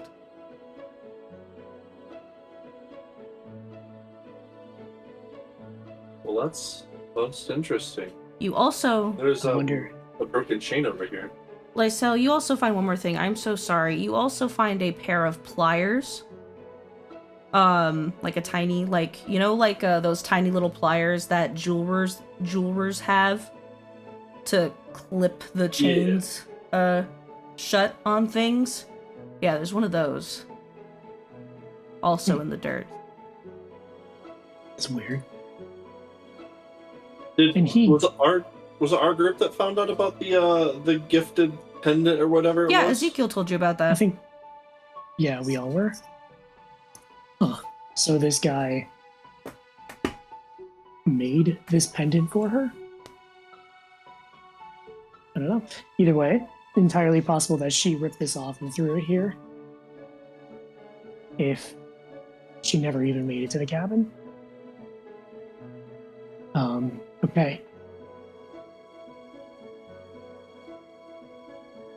And anything else around here? You said there's no tracks from here. How long ago does it look like this place was abandoned? Had to have been a couple weeks. Weeks, okay. So not even... Got it. So he has had another camp. Or at least came from another direction. Okay. One last thing, because I think, and this whole time we're talking to Marcia about like, hey, based on this location, based on this location, based on this location, or is there anything about like nearby ruins? And she is just pointing to one, correct? Yeah. Same one as before. Because she does bring up the ruins that you guys went into, but you would clear up like, no, Yeah. we've been in there. It's not there. We probably would have seen Yeah. it. No matter. Yeah. Okay. But that's also, just in the opposite direction. That's in the complete opposite direction of the cabin. The exit of Mapleview you left through to get to those ruins is not in the direction of the cabin. It's just, it doesn't line up in any way. Okay. We should head back to the mansion, meet up with the others, and I think when we get there, we should just check around to see if there's any likely trees where the bird was sent from. Just as one last thing to look for. On your way back? Because, yeah, well, especially if he has done the kidnapping and he's done the respite and the ransom, I feel like this is where things are most likely to go wrong and he's most likely to make mistakes. So I want to see if there's anything that like he dropped or that like gives away something. If we can try and find the tree that the bird was sent from. Yeah. Vivian and Lysel, make me one last survival check. Actually, make me an advantage. Make me an investigation check. Because you know what you're Okay. looking for. I'm worse with investigation. Is this also with advantage? Marsha's not proficient, unfortunately. Oh, that's a 3 then. Oh no. Okay. That is a 21. So, One. as you're both looking around trying to see, Vivian, you barely catch something out of the corner of your eye. When you're on your way back to town, there is a tree. It's a particularly tall tree, and you notice that there are claw marks going up it that are somewhat fresh. You see that there's actually some sap coming out of them that is only slightly hardened. Yeah, and it looks, what's the word for it? It looks the same as the one that the dead bird would do. Yeah. Okay. Look. Any sign of any sort of human interaction here? There does not. This leads you to believe that the bird was sent here by itself. Got it. Yeah. He didn't need to release the bird. He just told the bird, you need to fly up there. And so it's like, okay, big tree. Yeah. And then I guess this is my last flight. Yeah. It would seem that the bird dying was not intentional. But since the bird has clipped wing, like, I'm telling you this because you're good with animals. You're a fucking druid, for God's sake. You know, you can talk to animals and understand, and you also saw that this creature had clipped wings. You look at how high this tree is, and you think that just the bird hit the estate at the wrong angle. And, Yeah, broke and- its neck. Couldn't quite slow itself. Understood. Okay. Yeah. Lysel, you got anything else? No, I think you've covered pretty much all the ideas that I came up with, too. Okay. And then Marsha, you got anything for us? no, unfortunately. Nah.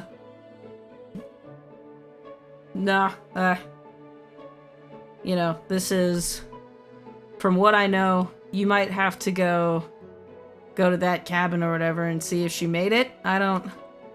Unfortunately, That's going to be our next one. unfortunately, the closest I ever got to May was teaching her how to punch someone in the face. Vivian nods, says, Marsha, thank you for your time. You're very hot. Oh, thank you. You're welcome. She then reaches into her book and pulls out her journal and crosses out a line that says flirt with a soldier. Yeah. She says, damn, I love adventures. You guys are great. And she actually slows for a second and looks at Lysel before you two depart. And she says, hey, can I tell you something? Me? Yeah, sure. Well, what is it? You look very nervous. And, you know, like, maybe things spook you a little bit. But I see the way you hold your weapon. And you have the warrior spirit. I can feel it just by looking at you. Okay? Thank you, I think. You remind me a lot of myself when I was in training. You know, it was like looking in a mirror, except for the fact that I don't have antlers or leaves for hair. That's really cool, by the way. You, I think. you get over that fear you got, that uncertainty, and apply the confidence in the way you hold that weapon to everything else, and you're gonna be unstoppable, kid. I just had to say something. I think Lysel's gonna pull the scarf they're wearing kind of up closer to their face and kind of nod. Alright, you cuties, you both take care. I'm gonna go, she burps. Pass the fuck out. Have fun, Marsha. Take care. I'll be at Gatherer's Corner if you ever need me. I have a room there. Yeah, I'm going to go over to Lysel and I'm saying, I believe that she wanted to have sex with you. I'm not the best at reading these things, however. But were you the one flirting with her? Yeah, it was one of the things on my list. She's not really my type.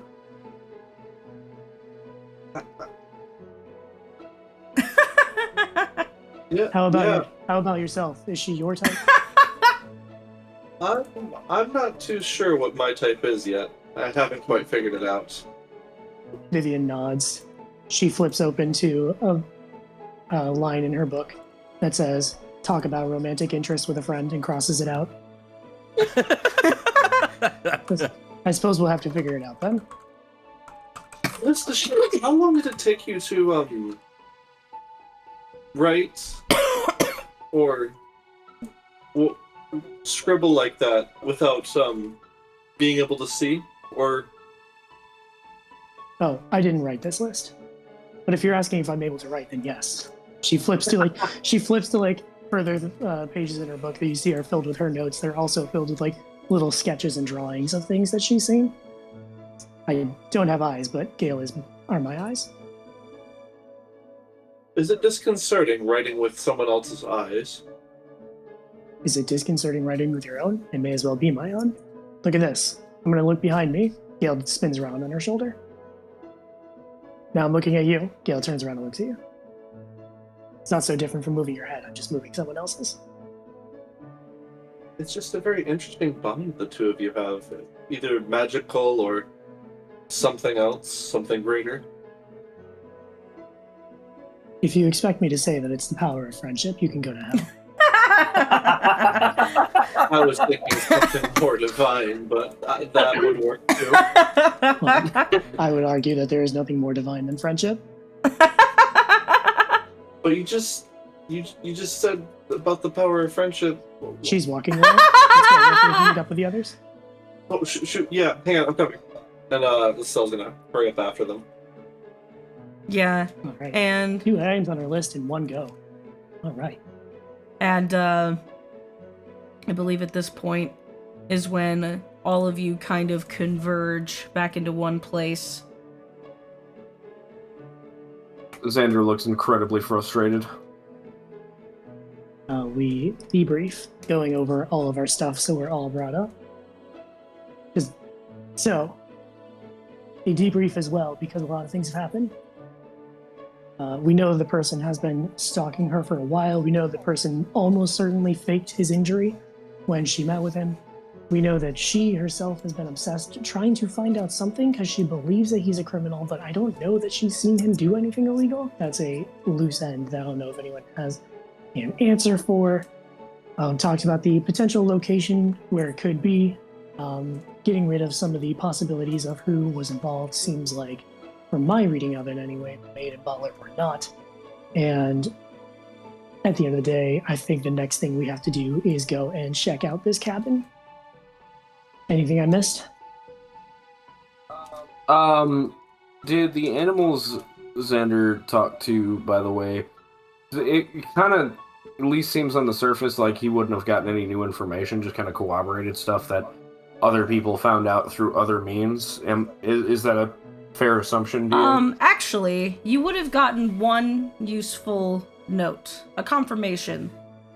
The parasaur, because it's, I guess, pasture or whatever, is right next to that tree, did see somebody climbing in and out of it, and one night headbutted him because he got too close. Headbutted him. Using minor illusion. No, Xander can't do that because he didn't see those yet. Yep. Well, never mind. if you want to go back and ask the Parasaurolophus after you all debrief, because Johnny would have shown you the sketches, we can do that. Yeah, I'm not like, it kind of sounds like it all comes together, but I think Xander would at least like create a minor illusion that resembles, at least like a close enough for government work sort of thing, a depiction of the individual that the Parasaurolophus might have had butted in the form of this stalker and the sketches thereof. Yeah, and just got confirmation on that. Yeah, the Parasaur would have said, "Yep, that was the motherfucker. Got him good." That's him, officer. Yeah, like he literally says it like, "Yes, that was him. Him right there. I got him. Yes, that's the mother. I got him right finally, right in the back." I'm a dinosaur cow. He dared put his hands Thank on you. my crest, son of a bitch. Why would he put his hand on your crest? He almost fell when falling out of the tree. Ah, I see. Well, thank you. Here's an apple. You are a good man with good manners. Have a good night. You as well. And then Xander stops concentrating on speak with animals because he's had enough. Great. He kind of looks over at Vivian and says, I don't know how you do that all the time. It's exhausting. I find it much easier than talking to people. Xander kind of like almost flinches from that, like kind of squints, like realizing that, you know, everybody views things like different than yourself, like kind of that sort of epiphany he has in that moment. Yeah. I think you write something down. How much time do we still have on the owl, which I had for 2 hours? By this point, probably have about like an hour and 10 minutes left. Okay. How long is it going to take us to get to the cabin? It's about half a day's journey. It's nearby, but it's not so nearby that it's like, oh yeah, it's right next door. Like it is a hike. Little over half a day's journey. We are going to go. What time is it now? It is probably like 9 p.m. at this point. Vivian is going to say to the others, there are two things we need to do.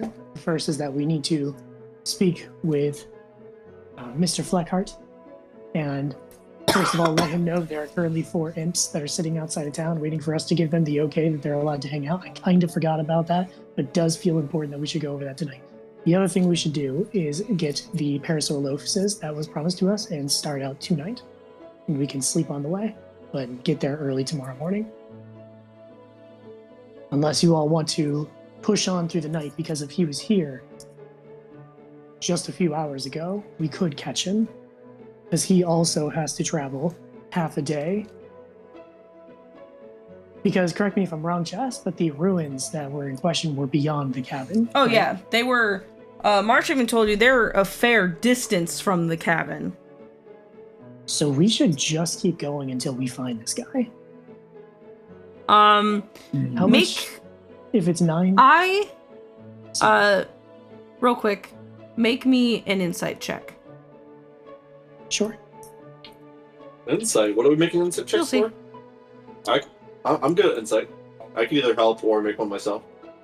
Yeah, since you are investigating outside, you can make this insight check as well. You two both. Okay, 14. What would you get? 14.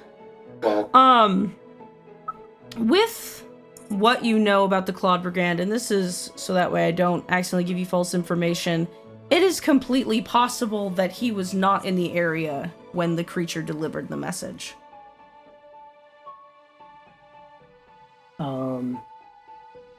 Okay. It is, with how they work in not getting caught, it is more than likely that he is very far away. Would probably have had... he sent the raptor by itself. Yeah, that he... At most, he would have had to make half the trip, but that would still make him over a day away. Okay. We should still leave today. Oh, absolutely. I wasn't saying that you shouldn't. I was just saying, like, I didn't want to accidentally send you on a goose chase for someone that's, like, 2 days travel away from where you currently are. Okay. Yeah, so are there any objections to heading out tonight? I'm gonna take that silence as a no. Let's go find Zeke. Ezekiel's actually heading back to the his estate from the Gatherer's Corner as you all make this decision. He looks I don't want to say disheveled, but you know, a little exhausted. Yeah. I don't know how much of this conversation you feel is necessary to have, but we're gonna ask for the Parasaurolophus Societies and also briefly go over the imp situation. Yeah, he would be a little surprised at the imps and at first be like, no, we can't have them here. Oh, but you trust them? Do you really? So the exact offering that Vivian made to the imps and is now making to the mayor is that the imps will remain on the outskirts of town, and the people of the town will leave out offerings for them. So, like things like food or like, simple tools or things that they may need. And in response, the imps will help keep the town safe from the outskirts, because Vivian is also wise enough to understand that when the church comes a rolling through, it doesn't always look good if you're like, yeah, these are the 4 imps that live here. Yeah. He will eventually agree and say that, there's even Mapleview used to be a place that took care of bees, but they don't anymore, and that they could use the tiny, like, quote-unquote houses, because they had really big hives. And that, like, the old boxes they used to contain the hives, the imps could even, like, sleep in them. Perfect. Yeah, and he inevitably agrees. And then when it comes to the parasaurs, he says, "Oh, yes.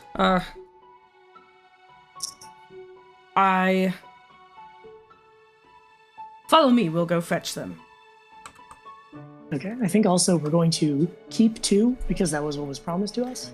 But I think we're going to take more under the assumption that we are going to bring them back. But there are 6 of us, and yeah, we're gonna need 1 more. can carry 2 people. Great, so we need 1 more. Yeah.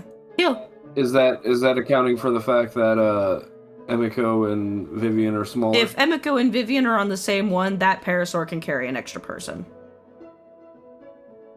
So we would still need 1 more. Yeah, just someone would probably be on one by themselves. Because we would have 1, 2, and 3.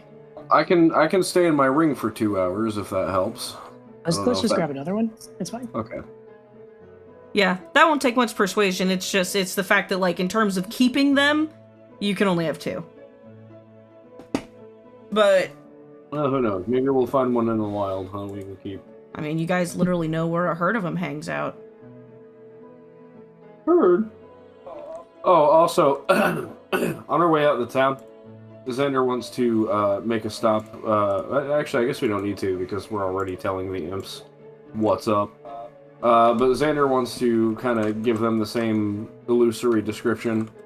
And it's just like, on the off chance this guy comes back, just beat him until he's unconscious. Perfect. Yeah, he brings you to a little set of stables. It's actually behind Gatherer's Corner, where there are several parasaurs. There's at least 4 of them. These are, I don't want to say extra, but that's the wording I'm going to use. But the 2 that you can keep, one of them has, like, gray scales with blue stripes, and the other one's, like, kind of tan with a red back. And he says, they are strong, fast, and I don't know if any of you are educated on the Parasaurolophus, but they also do fairly well in water, as that is usually where their natural habitat is. They are all around very Good to know. good for travel in rough environments. And can carry a lot. I assume. Perfect. I assume we get some feed for them. We get the supplies that we're going to need for a couple days, and we let him know that we are off to go save his daughter and head out. Yeah. They are each saddled, and the saddles are kind of, like, long, so multiple people can sit, even if one has a saddle. All right, who's riding with who? And then, of course, he gives you an extra one.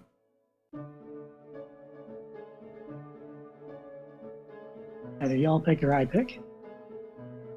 Vivian pick. All right, good. We're gonna go Jay and Emiko because I think it's funny. We're gonna go Johnny and Lysel because that also seems funny, and then Xander and Viv. So you picked all the characters that are just like twice as tall or short as the other? I more picked the characters that I don't think I've seen interact enough yet. Oh.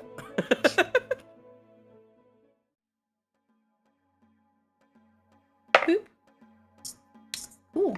So, for specifically the trip to the cabin, you are mostly uninhibited. But I don't have this for awful purposes. I had it. Joey, put your chips down. We could hear it. What else? That sounded so. See, crinkle, crinkle, crinkle, and I thought I was going fucking nuts. But when the chips were down, he was there for you. Because I'm so I'm glad so you're here. stupid. I fucking like leaned back away from the mic, but didn't move my hands away with me. So we didn't hear you chewing, but we heard everything else. Oh, okay. Yeah, so I'm like fucking like trying to like, you know, shove the fucking bag back in the box because I was eating fucking Pocky, trying to throw it away. And I'm like, get in the fucking box. Okay, so I have a few. I locked your board, DM. Thank you. I actually have a few pictures for y'all. So, the trip there, even through the dark, is uneventful. You maybe hear some things in the woods, but again, this is, I don't want to say it's a perfectly safe part of the wilderness, but, you know, if you run into anything, it's going to be an herbivore, and as long as you don't purposefully piss it off, they won't attack you. Like You moose. randomly make a Triceratops mad, you know, that's your fucking problem. You're gonna get gored. Al Gore. Like, you know, that is completely your fault. But, you know, as you're walking through the woods, you come across one of Farwood's rivers, and you notice that leading along it, inevitably, you do find the cabin. I actually sent a picture, kind of what it looks like. Oh. It is nestled right at the water's edge. There's a little bit of a path that leads up to it, but it's mostly just kind of blends in. It looks like they tried to disturb as little of the nature around the area as possible. It is quaint. There are no lights within the windows. It is, the wood paneling that makes it up is painted white, and there is, an almost, you know, a very homey but kind of wild feeling to it. Because there is, like, you know, some vines growing up the sides, and the, brush and all of that around it is not very, you know, maintained. It seems like May purposefully let it kind of grow out. There are two entrances. One of them is on a little patio that is right at the water's edge, and one of them is kind of from a little side door that are both on the same side of the cabin. And we got here this night? You know, I did say half a day's travel and you guys left at night, so if that you would only get there if you pushed. My bad. So half a day's travel, do you mean like a full 14 hours? I meant half a like traveling day. So 5 hours. So 8 5 hours? hours. Cause Okay. like a traveling day in base 5e is I think 8 hours, but because Teosia has longer days, I extended it to 10 hours.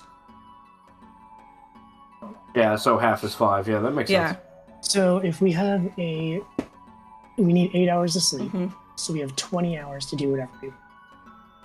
And it was 9 p.m. Could we get there that evening? Or are we making con saves at that point? Let me think. 9, 10, 11, 12, 1, 2.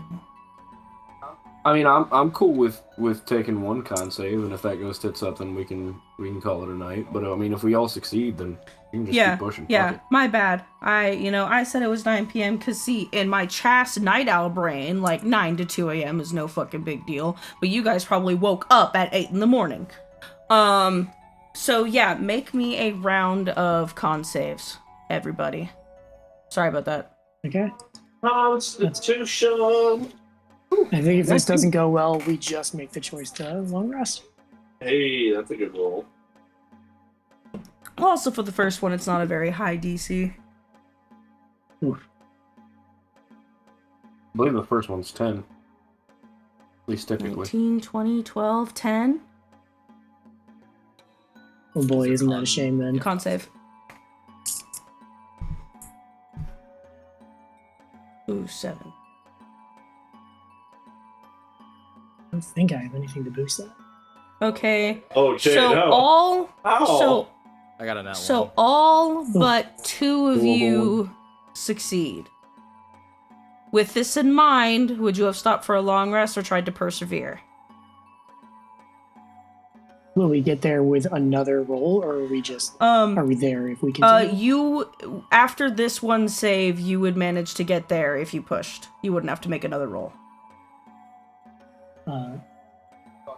Fuck it. I'm leaving that complete. I'm fine We having one level of should exhaustion. stop You think we should stop? because the difference between 1 level and 2 levels of exhaustion is not just linear. It's a big thing. Well, that's Well, we're but that's Chess said we don't have to make another roll. Yeah, right? you would. Like, You would we- not. You wouldn't risk getting a second level of Yeah. exhaustion. You would only just have a first. Oh, okay. Yeah, that's true. Yeah, I think we're effectively there. It's just the conversation of like, do we want to go into this having 2 of us at 1 level of exhaustion? And I am fine doing that if Jay is. It's disadvantage on ability checks, which is not a huge deal. I got people to see for me. No, you have a polecat to see for you. You don't have people to see for you. I Yeah, am she has- going He has people to. too. I am going to. Would we have time to? No, I guess not. Never mind. I am going to use the Amulet of Guinevere or whatever the fuck it was called to get aid. By the way. On our way there. Holy symbol of Guinevere. Yeah, because it doesn't say I can't do it while moving. So. You know. Sweet, so that's 10 HP. Yeah. So. It's 5 HP to 3 people because it's at 2nd level. I don't have 3rd level slots yet, unfortunately. Yeah. So. Who? Oh yeah. Go ahead. Resolve that. Well, that's what I was asking about. Is like if we have time for a short rest, I can give it to everybody. But if we don't, which kind of sounds like we don't, then I think I'm just gonna hold on to it for now, All right. in case like we explode and 3 people go down or something. Yeah. So. Seeing that my description of the cabin is not for naught, yeah. When you all get there, again, it is eerily dark. You can barely make out the shape of the cabin, amongst the shadows, you know. Basically, those of you who have dark vision are really the only, yeah, one of you has dark vision. Is the only real, I think most of us have dark vision. is really the only thing that goes, yeah, we're here, because there are no outdoor torches, no natural lighting other than maybe the light of the moon. Do we want to light a torch? Are we cool No. with that, or okay? Let's have the familiars do a sweep. And then once we confirm that there's no one in the trees watching this house, we can go in. Yeah. On approach, I'm also going to burn a pass without trace. All right. So everybody make me stealth checks. Familiars, make me perception checks. That's not fantastic. Well, pass without trace, you get to add 10 at least. Yeah. Doesn't help when you roll a natural 2. Shit. I mean, realistically, you only need to be like a 12, so. Let me look at these rolls. Oh wait, I have disadvantage. Higher, we're good. 30, 17, 24, 16. Yeah, 16 should be plenty.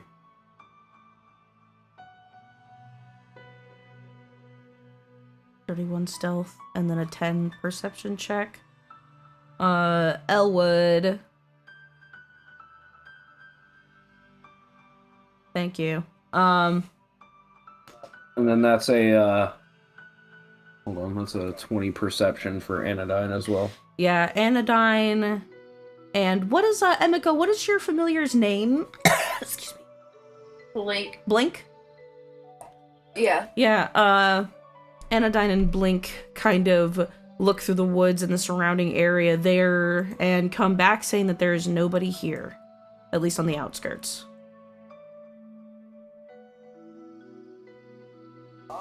I would like to do a thing. What is that thing? But I want to get the group's opinion on it first. So I can go into my ring and basically have you guys give it to one of the familiars and like have them bring me inside so like we can check it out more thoroughly before all of us approach. I think we're okay to just go in. Okay. I think we got stealth. We got the eyes that there is currently no one watching to the best of our knowledge. Let's go in cautiously, but you know. You guys also have a key, so it's not like you're Gotcha. breaking in either. True. Vivian puts down the rock. Yeah. Great. We Yeah. go So we're gonna inside. head up to the door. 3 of us going in the front door, 3 of us going inside door. All right. I will adjust us. Don't you worry. I'm unlocking all of you. I'm making executive decisions. No one can stop me. Minnow, stop. No. No. Oh, is Emiko not unlocked? Damn. Oh, Emiko. Oh god! Emiko knocked over Lysel. See what happens when you fuck with me. Okay. Are they on the roof? I did it. That's the patio. Yeah. Although the top-down view is the Oh. roof. I didn't make the patio. So we got door, are, Yeah. You are in the right Okay. place. I'm glad that was good. Which ears door pressed is- against. Which door is You the are- front door? The one we're at? The front here? We are at the side door, I believe. Yeah. Would you rather be at the front door? Yeah. All right. Jeepers creepers. All right. Turns out the only thing that can get me to stop is asking politely. Okay, so ears up against door. Does anyone hear anything? I need lottie-dottie all of my pals to make me a perception check. Hearing based. Hey, Vivian, do you have proficiency in perception? I do. You wanna give me the help so you don't gotta roll at disadvantage? Can I do that? Chess? Yeah. Wait, sure, I'll do that. That is good. You saved me from a natural one, so thank you. Anytime. I'll even guide you, why not? So I was gonna guide myself.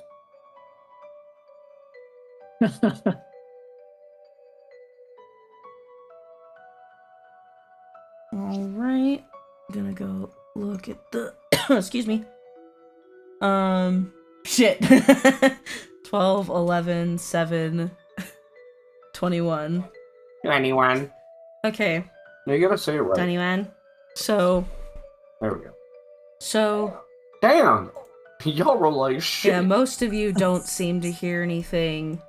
Xander, you hear one thing. It's a light shuffling, almost like something getting knocked over. And then silence. It's almost immediately after all of you approach. Was it in the It building? was inside the building. Alright, I'm going full SWAT team. What does that mean? I'm kicking in the fucking door. Alright. You have the keys. Right, like it's unlocked, which makes it easier to kick open. But like, I want to scare the shit out of whoever's in here. Are there windows? Yeah. I didn't. Excellent point. I'm gonna throw a flashbang in the window, and then I'm gonna kick the door in. Have a No. flashbang. They're gonna jump out the. I'm saying they're gonna jump out the window. Well, that's what all of you were outside for. No, If- they're if- not. They're at the front door. We didn't talk about this. Does anybody want to go check out the windows? Or are you just doing this? I'm doing it. I'm not giving this fucker time to get away. All right. Door kicks. Xander's jumping into action. I'm going directly to the sound. I ignored Yeah, difficult terrain. Johnny fucking loves this. He's right behind Xander. Yeah, Okay, so a door kicks open. Johnny hears it and kicks the door open as well. Yeah, let's go. Yeah, you both run in, and in the center of the room, kind of like huddled up against the bed, you see this.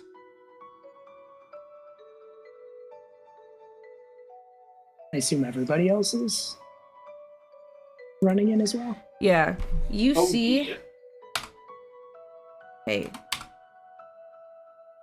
You see a large creature that was in the midst of trying to crawl under the bed, but now arches its back and growls at you, roaring like a fucking tiger when you come in. It has pressed itself.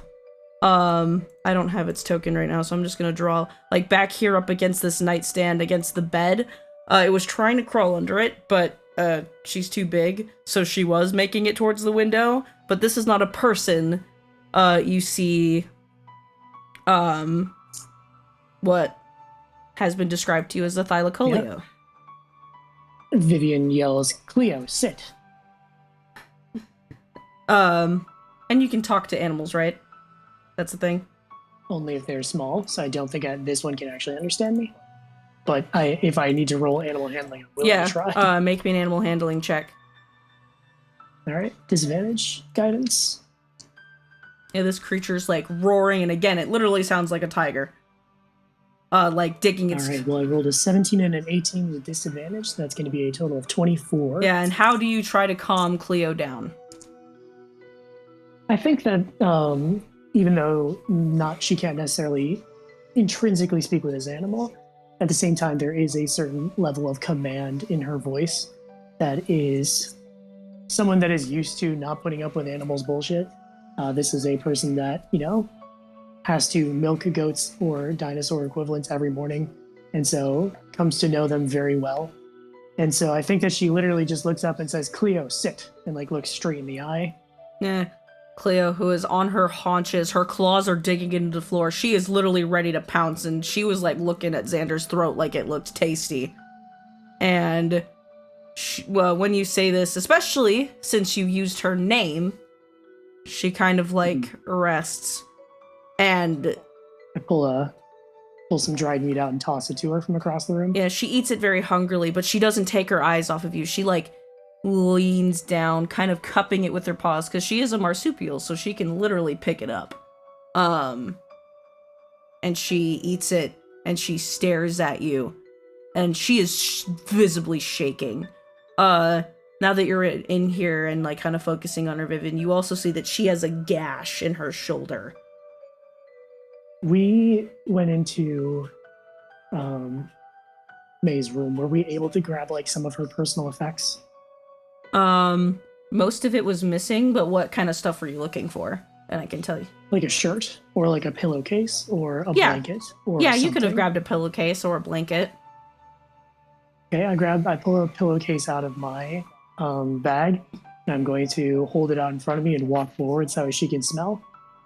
Leo like walks that it is May forward and sniffs it, kind of chuffing at you. And then when she smells, you see her pupils go really small, and she lets out this like heartbroken groan. And I will seal the deal by casting Cure Wounds on her.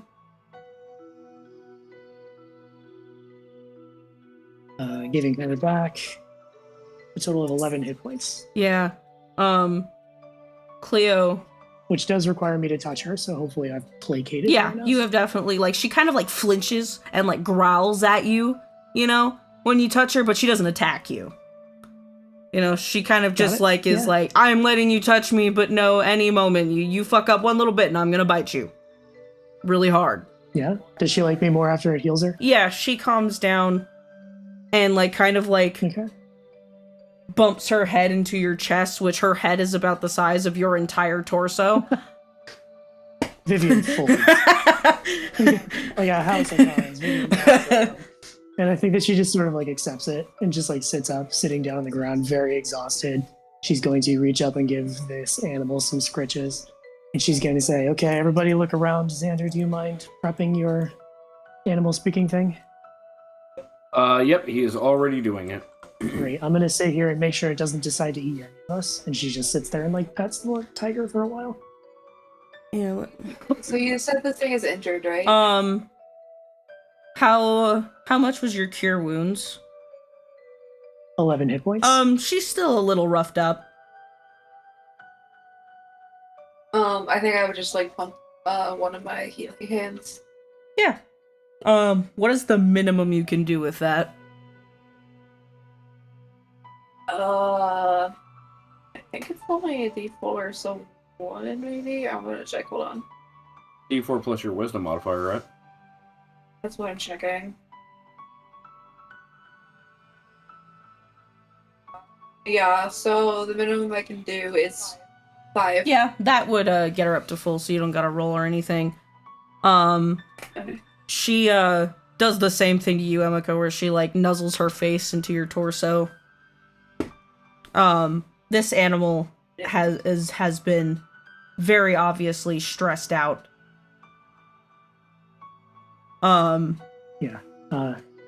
And during the 10 minutes it takes Xander to prep cast, or excuse me, ritual cast the Speak with Animals. What does everybody else find? Yeah, I would need Lottie Dottie, whoever wants to, make me an investigation check. Can I give help from the floor? Yeah. Just pick who you want to give help to. I will help Johnny. Or no, Johnny can sleepwalk. I will help. Lysel, are you dumb? Yeah, I'm not smart. Right, I'm gonna I help would Emiko love then. guidance, though. I love guidance. What? Emiko's also pretty stupid. I gotta help somebody. So I'm helping Emiko. Johnny can give himself his own advantage. I'm going to. But doesn't that give you advantage on investigation checks? It would, but I cannot do it while sleepwalking. Cannot concentrate on that type of spell. So I Wait, need no, I'm guidance gonna from cast. somebody I'm else. gonna cast guidance on you. I was wondering as who was giving advantage to. So advantage Emiko, guidance to Johnny. Thank you. Yeah, and then whoever rolls, Sorry if that was just put it incorrect. in chat for me. 16 investigation. 13 investigation. Did anyone else roll? I mean, if you'll permit me to roll, I'll roll, but I don't Yeah, know. anyone can roll. Who I said whoever wants to. Well, I'm casting a spell. Oh, right now, that's why I okay, was asking. okay, yeah, I understand. Yeah, Jay, are you making this roll at all?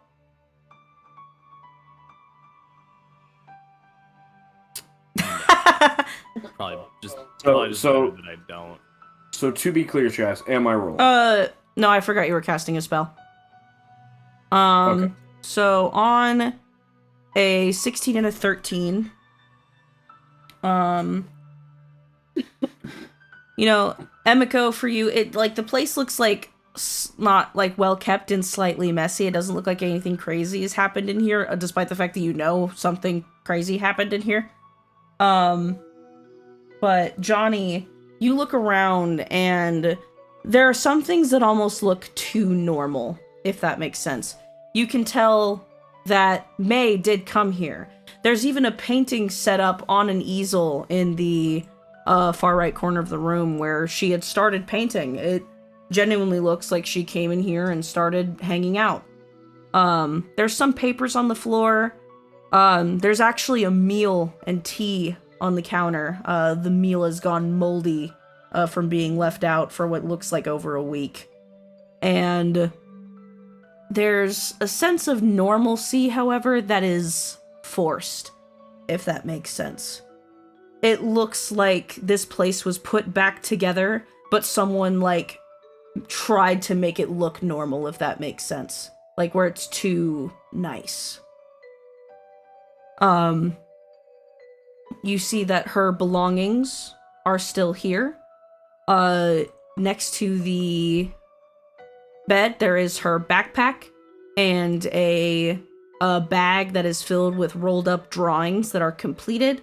The bed is perfectly made.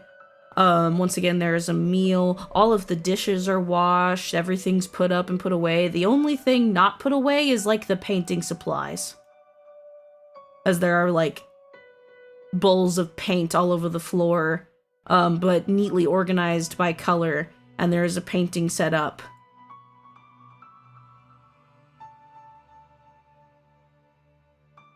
What is the painting of? The painting is of a Spinosaurus walking through the river outside.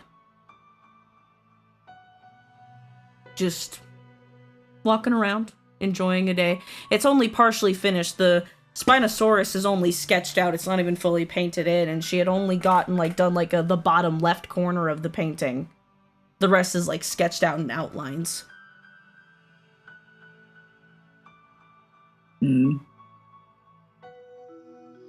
Does it seem like she would have stopped here naturally, or based on the scene, does it appear that she set it up to look like she was staying at the cabin? You get the feeling that it wasn't her who set it up this way, based on seeing her room and how she liked to set it up.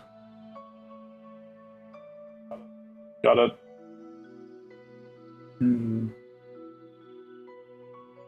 She may have been taken from here, and someone or something aimed to imitate normalcy within the cabin.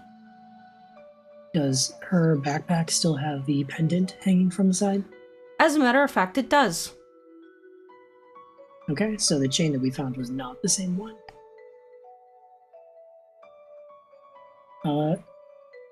Great. I'm gonna take that. Someone wanna hand me the pendant and I'll dunk it in the bag and see if it's magic? It is. Great. Pull it back out, toss it to the big guy. Investigation. No, identify. Ritual cast. Yeah. While you're doing that, by this point, while you start to doing that, Xander, your speak with animals would be up. Or ready, I should say. Awesome. Yeah, I'm just going to strike up a conversation with Cleo, Cleo, is it? Tell me, how long have you been here? A week and a half. You were injured when we came in. Was that the work of the abductors? Yes, it was. I tried to stop them. There were too many of them. Could you perhaps track them by their scent?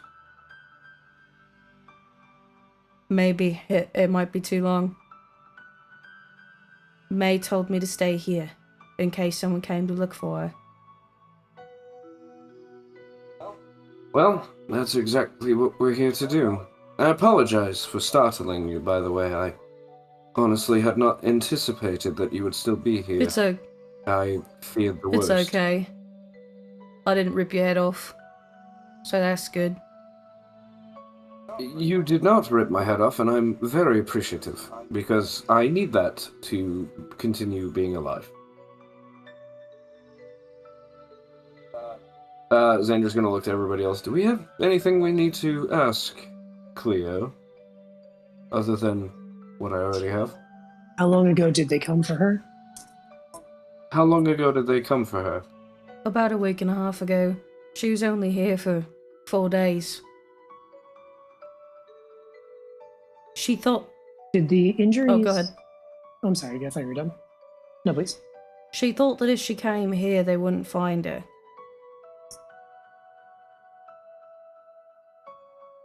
So, she came here about 2 weeks ago, stayed here for 4 days, and then about a week and a half ago, they came and took her. And Cleo was injured a week and a half ago. Did her injuries look infected or bad? They looked like, when an animal licks their wounds clean and gets it to stop bleeding, and that's about as good as they get? It looked like that. Her fur looked kind of gross. It had started to get a little nasty, but not fully. Okay.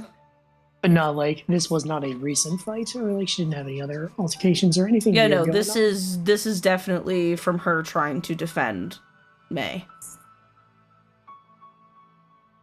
How many people came? About 10 of them. Xander, can you make a image of that guy? Yeah. Is this one of them? Yeah, when he does that, she suddenly lurches up and goes, "I'll kill him! I'll rip his throat out! And she, like, nearly loses her shit. I reach up and I give like a scritch behind the ear that makes her kick her back. That's alright. That bastard! I'll claw the grin off of his stupid face! The minor illusion shifts a bit and then represents like a poorly drawn version of Cleo like swiping him, and then his head falls off.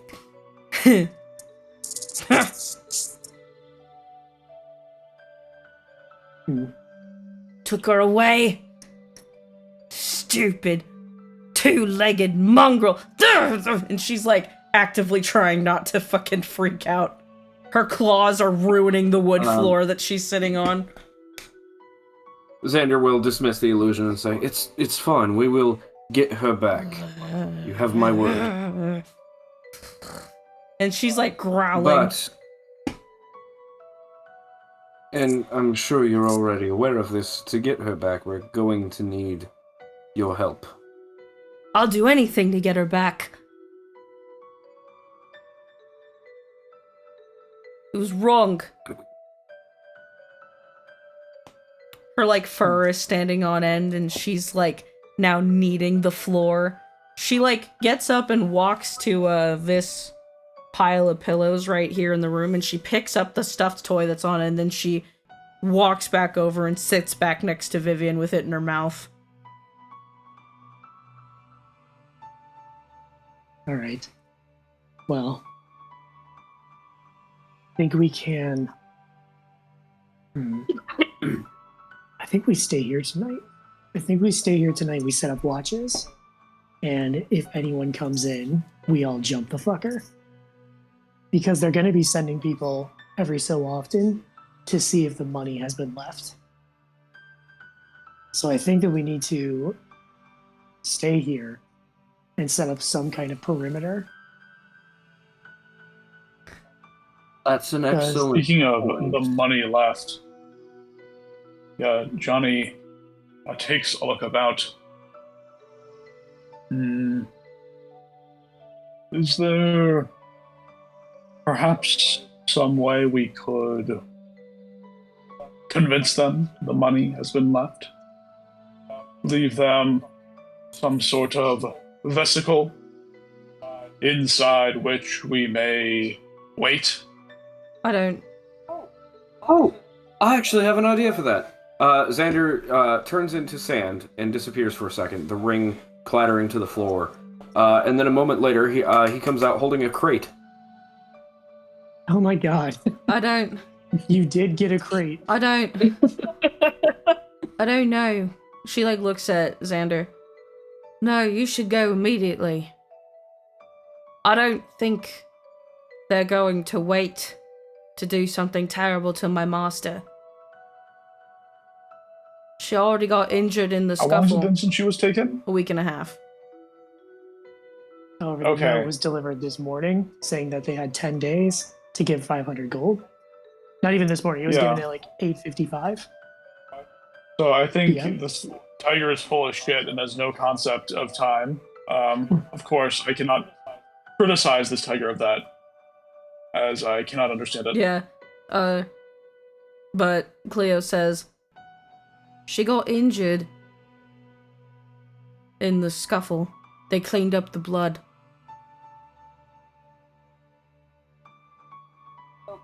Well, we are in no position to chase after her right now anyway, because we're quite tired from coming all this way, but we're going to bed down for the evening and leave this here as a sort of tempting false offering, and, Sir Elwood, can you do me a very strange and specific favor?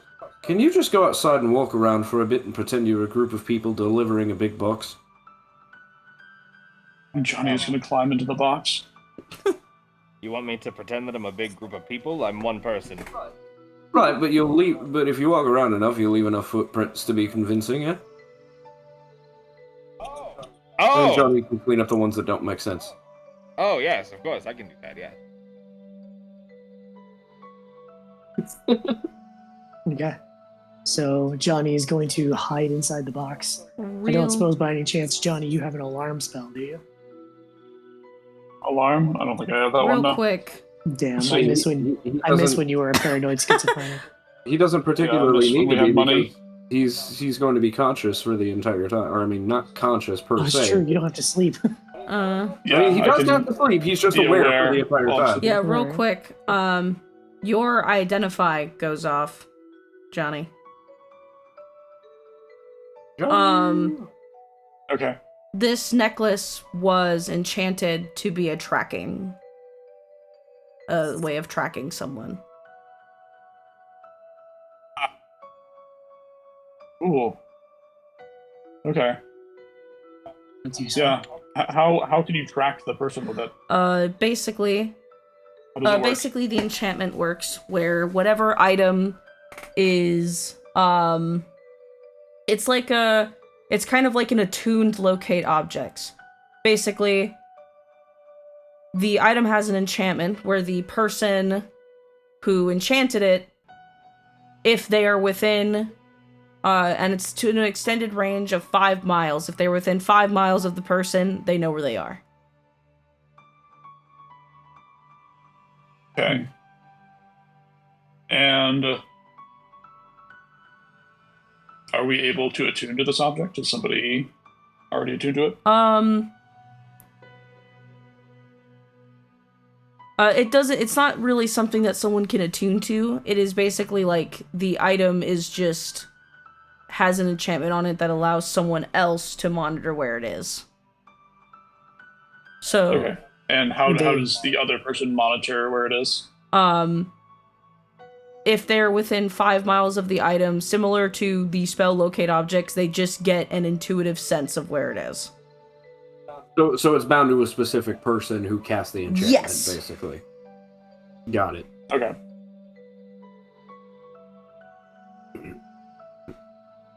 What if we have a familiar take this into town? So it seems like her items are being recovered.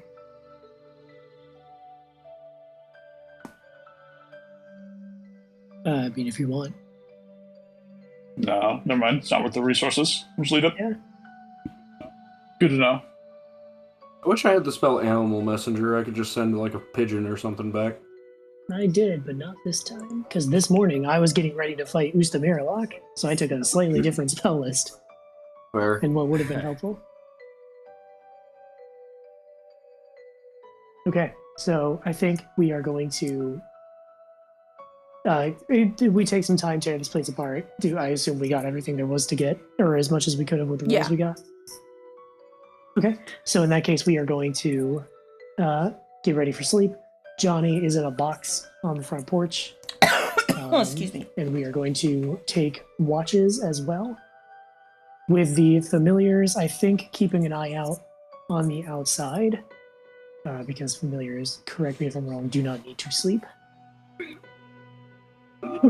I mean, they do need to sleep. There's nothing saying they don't. They're Okay. just creatures. But yeah. Well, we'll figure it out. They can worry about it themselves. So let's go. Who has the best perception? I'm sure I'm one of them. Emiko, is yours also 6? Let me double check. How do you have? I guess yours is probably 20 for your stats. I got +5. Mine's 4. Yours is 4. Okay, mine is 6. Lysel is 5. Who else has a... Xander, what's your perception? Fucking not great. +3, Not I great. think. J. Elwood, you are tired, so yours is also going to be a little bit off. So let's go. Viv will take first watch. She will take a familiar. Then we will do Lysel and Jay. We'll then do Emiko and familiar. And then we'll do Xander and Johnny. I'm going to post this in one of them, and out of game we'll say. Hell yeah.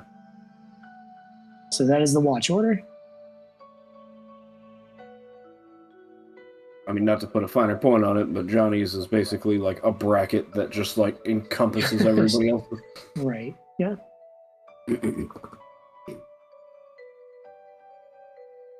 All right. Hey, another thing. Hey, John needs a way to signal to the party quietly that the box has been taken, if it is. Do we have one of those, or are we just going to leave him? Well, is the box going to be taken, or are you going to jump out and go, "Why? A box is going to be taken. Oh my God, you're being taken." I would like that, yes. How about That's actually I have a really good fucking idea. Well, okay, but here's the thing. If you... Oh, wait, no, you don't have that yet. Never mind. Fuck. I was thinking, like, you could cast sending to somebody, but you don't have that yet. I have 200 apple seeds. We will drill a hole in the bottom of the box, and you'll just drop apple seeds, and we can follow it. That seems like a really bad idea. But also, I mean, what are the chances that they're going to be like, "Ooh, a crate! Wow, this is heavy. This must have 500 gold in it. Should we check?" Nah, let's just go back. Seems unlikely. Well, what if? Okay. I mean, if they do check, then we beat the shit out of them. That's really my thing. Is I think for the most part, this is going to be a mutual surprise round all around, of everyone except for Johnny being surprised. We can fill the extra space of the crate with copper coins. True. Yeah. Is there any way we can just make coin noises? Well, how much is one Hey, single? I have such an insane idea. Okay, I'm ready. I've got 1,000. Okay. So, yeah, as part of my artificer magical tinkering, I can make an object continuously emit an odor or non-verbal sound. So I could have something in the box that continuously emits the noise of coins clinking about. Coin. And you just activate it when they go to like pick it up. Yeah. That's so stupid. I'm a really big fan of this though. Okay, so how long does you need to breathe? Johnny does need to breathe, yes. Okay, we're gonna drill a few holes in the bottom of the box, right? No, hear me out. We're gonna drill a few holes in the bottom of the box.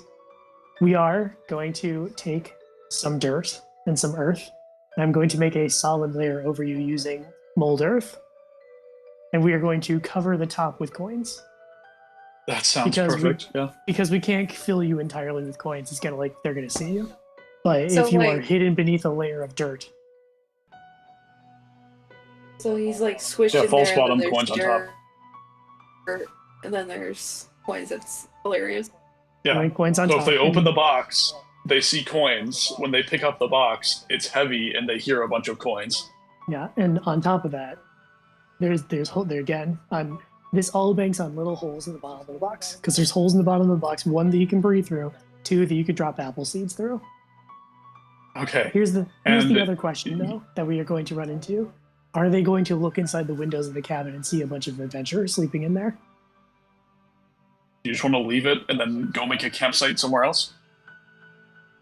Is your Boy, upstairs? howdy. No. Well, there's a lot of shit in here, right? Because she brought a lot of shit with her. So, like, let me see. What are we working with? We got a couple tables, right? We got a bed.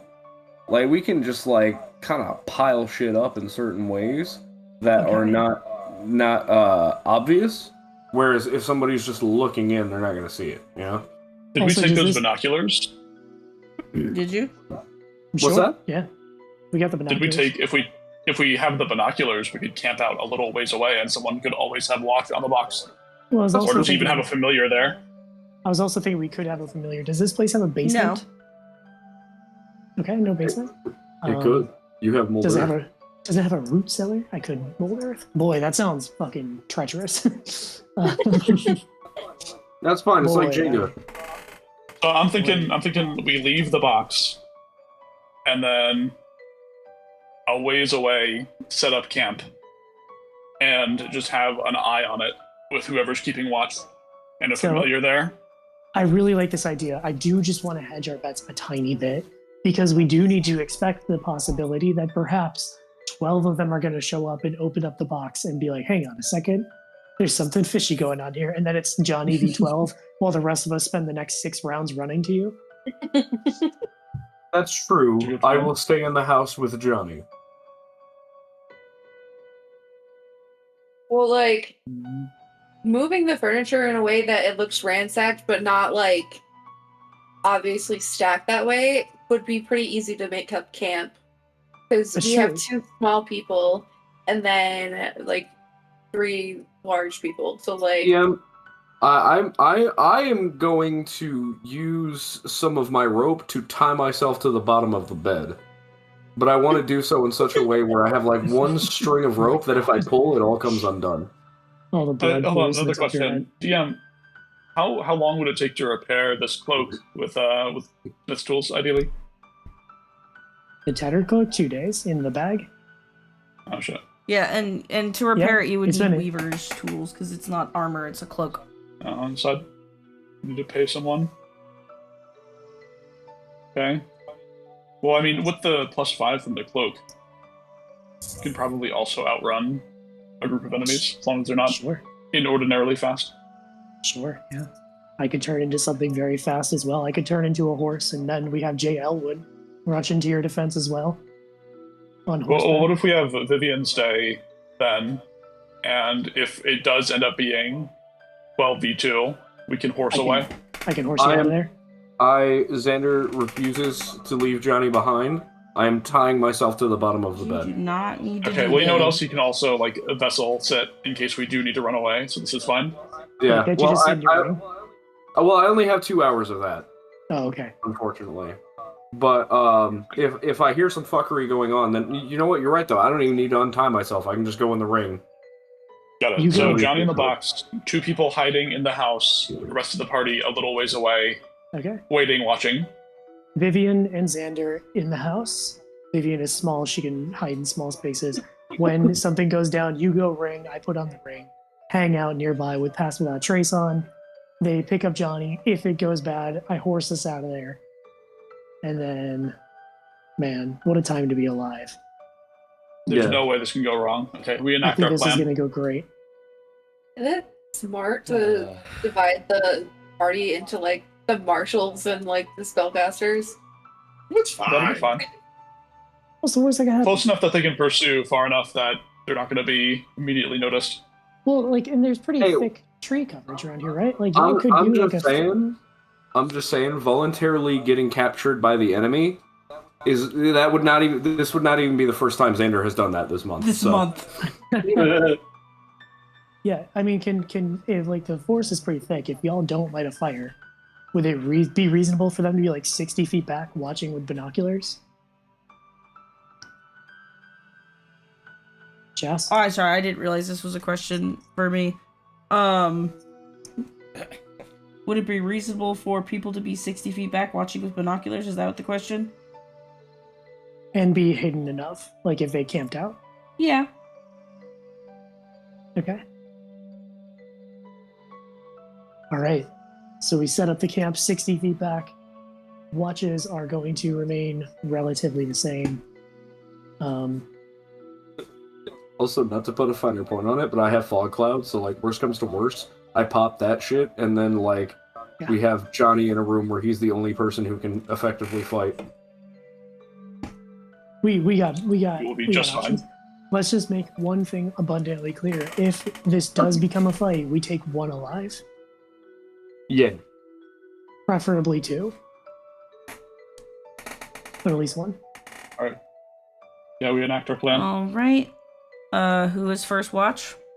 Oh, let me have like a good berry too, in case this gets extended a little bit. Very, very bad. Yeah, sure. Have a good Oh day. yeah. I'm gonna take a short rest before we begin our long rest, and you have 30 good berries.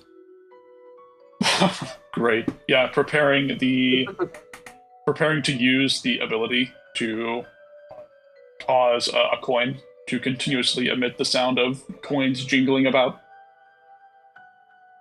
Great. Sweet. But I assume that doesn't activate until you're picked up. So it's not just like, why are these coins moving around in this still box? Yeah. Okay. First watch is me with a familiar. Can the familiar help me on my perception? Well, Is that how it works? wouldn't we want the familiar over by the rest of the marshals? Because then, if all the marshals are sleeping and you guys are just awake. That's How a good about- point. That's a good point. So Xander and Emiko are gonna swap familiars for the night. Yeah, I was gonna say, so that way you can see what's going on inside the house and Xander can see what's going on in the camp. Yeah. Perfect. We're so fucking good at this game, dude. Holy All shit. right. I know. I'm so excited that we get more familiar charades. Yeah. Give me a perception check. Okay. And I have Emiko's familiar in the house helping me. So does that become a straight Yes. roll? Okay. Oh boy, it doesn't matter when you roll. 5. That is a 13. 13. Are you inside the house or are you like on the porch hanging out? I am inside the house. I'm currently looking out the window, keeping an eye out, yawning, trying to stay awake. Yeah, it is, you take a look around, you're looking out, especially in the east, which is the direction that these individuals would come from if there were any, and your watch goes unimpeded. You hear some noises in the night, some calls of animals, but other than that, it is eerily quiet. Great. Ending watch. Up next, Lysel and Jay. All right, I need both of you to make me perception checks.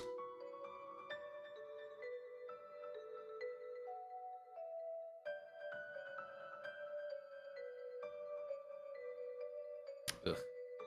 Natural one. Damn. My familiar is gonna help Lysel. That's even better.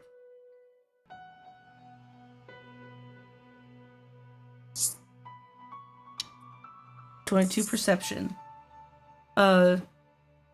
Lysel, as your Jay is too focused on trying to think of how he's going to epically save May when you guys get to wherever she's being kept.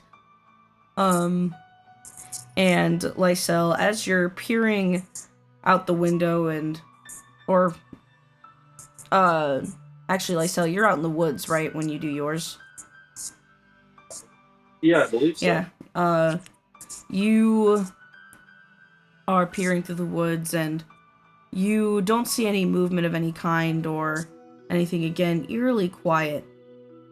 You hear nothing but maybe the sounds of crickets in the distance and the running water of the river that this cabin is placed by. And maybe the sound of someone snoring. Well, But Jay and Lysel, your watch goes uninterrupted.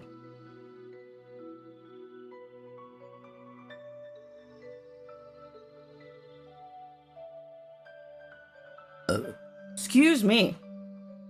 I didn't think that one would make noise.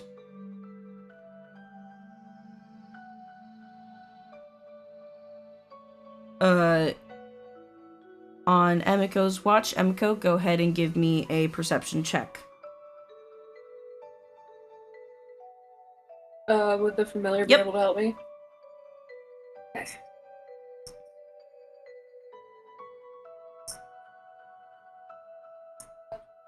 Uh, 21. Emiko, as you're sitting in the woods watching, you notice a shadow dance across your vision. It's small, definitely not the size of a person, singular. It looks like this shadow glides to the rooftop of the cabin and starts to walk around.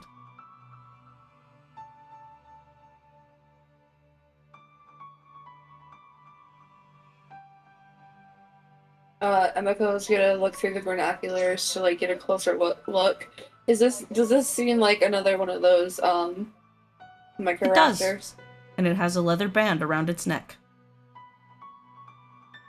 Okay, I'm gonna watch it for a little bit. to see if it's probably just like a lookout, like someone like an animal trying to see if the payment's there yet. So I'm gonna watch it. Yeah, it looks around, but its movements are very almost calculated.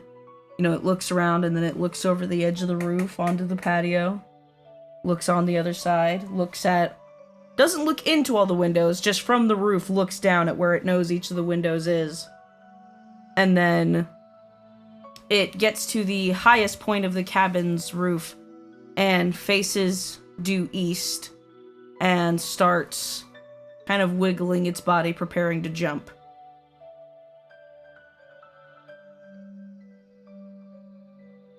Do you try to interrupt this creature in any way, or do you let it leave? I let it leave. Yeah. It unfurls its wings and jumps and starts gliding east.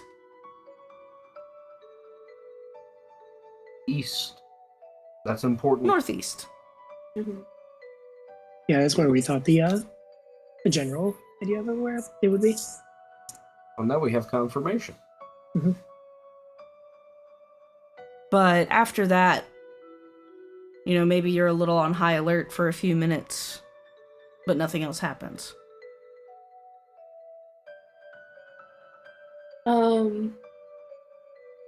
What are the odds that Xander, you can look through your familiar like a familiar, right? Yeah.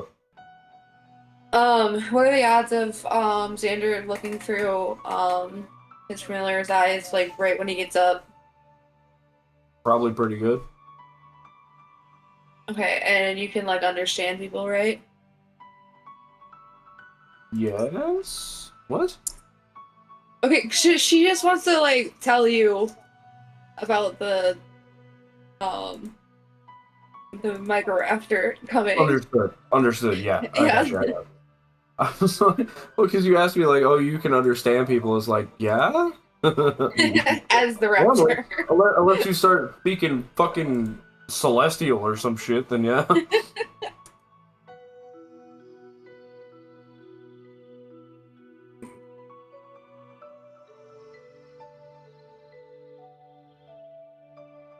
Yeah, so Emiko, when it is time for you to exchange shifts, you tell Xander what you saw? Yes. Sweet. Hell yeah. Xander's gonna note it down. Excuse me. Xander and Johnny, make me perception checks.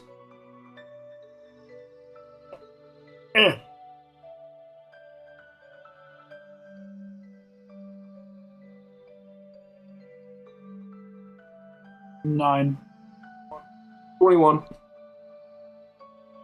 Yeah, Xander, you keep an especially good eye out, especially after Emiko told you what she saw, but, you know, maybe almost to your dismay, nothing changes, and you see the sky near the end of your watch slowly start to lighten, into a new day, and you all complete your long rest.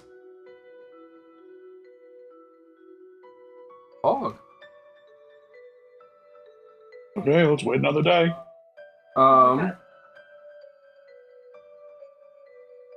Yeah, about 30 minutes before the end of the long rest, I'm gonna go ahead and do some aid. Okay, I have an idea. We stick with the plan. We can't stay here. Because we do need to go get her. But we can keep Johnny in the box and offer him as the ransom. Other problem. As long as I get to be in the box, I'm happy. Other problem is we know that there are up to 50 of them, so if we try and do this without sneaking in, we may have a hard time. Yeah, that's when they're at their strongest, so, like, there's, you know, more realistically, it's anywhere between 20 and 30.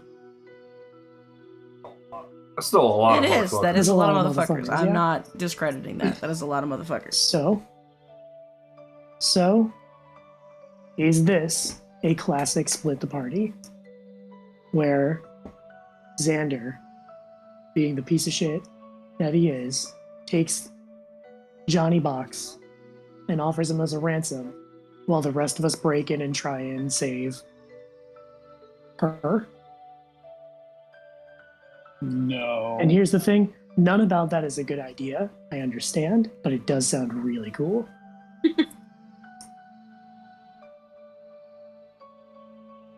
Because I really think we should wait another night. Because they've seen it now. What if they come get it? I mean, they said that they would come in a 10-day to retrieve it. or within 10 days. I don't know that I want to leave her there for 10 well, days. Ezekiel said that the letter said in a 10-day. Because a 10-day is like an older way of saying, that is a frame of time. It's like saying a week. Or a fortnight, like 2 weeks. Do we want to give it another day? Because Because they've also, seen it now. yeah, if the box moves, then what? Also, I guess they've seen it now. And we know that there is, it's like a 2-day trip? Or it's like an Not to extra mention, day. if there's a box of money, are they gonna, and they know that the box of money is there? Are they They're not gonna gonna wait yeah. the full 10 days for No. somebody else to come and take it? So, Well, and it's a full day's if trip, you right? guys saw their messenger come, that it's going to take 2 days for that messenger to get there. And then 2 more days for a group of people to come back here. So are you implying you want to wait 4 days to see if that Yes. And has here's- anything? So here's the only problem. How far are they really going to take the box before they realize something's up? Far enough. Well, I mean, if we get them here, then that's already a success. The closer they get, the more successful it is. Yeah, But 'cause why? the We more know where they are. The more of them we kill here, the less of them we kill when they have home field advantage. So do we want to? So they've seen that the box is here, right? So why don't we leave the box here? But, we don't have to leave anything in it if it's closed. And then we go the direction that we know they are, because we know where the fortress is, assuming that it's the only one they would hide out in. And if we happen to cross them on the way, we could set up an ambush and take them. Or if we don't, they're traveling there, and even if we don't kill them, they're not at the fort because we have a head start. I really think we're getting a little too ambitious. I think we just wait in the box till they come and take it, and we go from there. Oh, but I don't understand what the point of staying in the box is. We know where they are. Like Because- there's no point for them to take the box at this point, or we don't get anything from that. But we do though, because again, that's lots of them that we're fighting on their No, home turf. okay, Yeah, so we but leave so we leave the box here. They already know the box is here. We leave the box here. We get out. They don't know we're here. They're like, oh, cool, the box is still here. We're gonna send people to go get it. Great. They can send whoever they want. We're already on our way to the fortress. So it doesn't matter if we pass them or not, or if we kill them or not, because they're not gonna be there at the fortress when we're there. They're gonna be out retrieving the box because it's a 2-day trip. So we'll have a day's advantage on them at least. So they won't be there. So it won't matter if we stay and waste 4 days. I see what you mean. I guess I just don't understand. At this point, I feel like the box has done what it's going to do.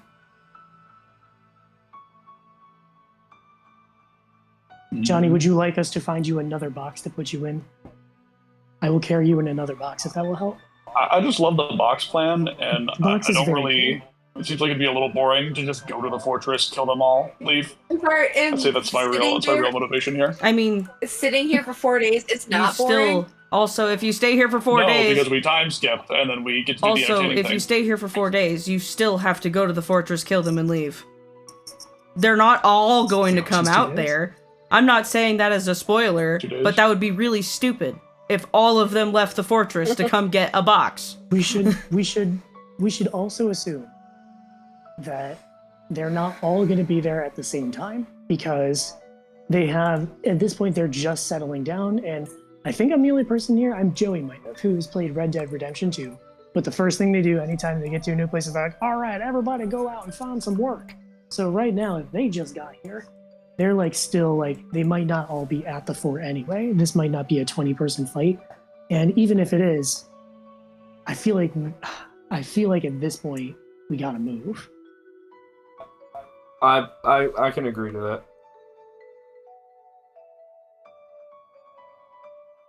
Can I make a Okay. compromise? What if Go ahead. we bring them the box?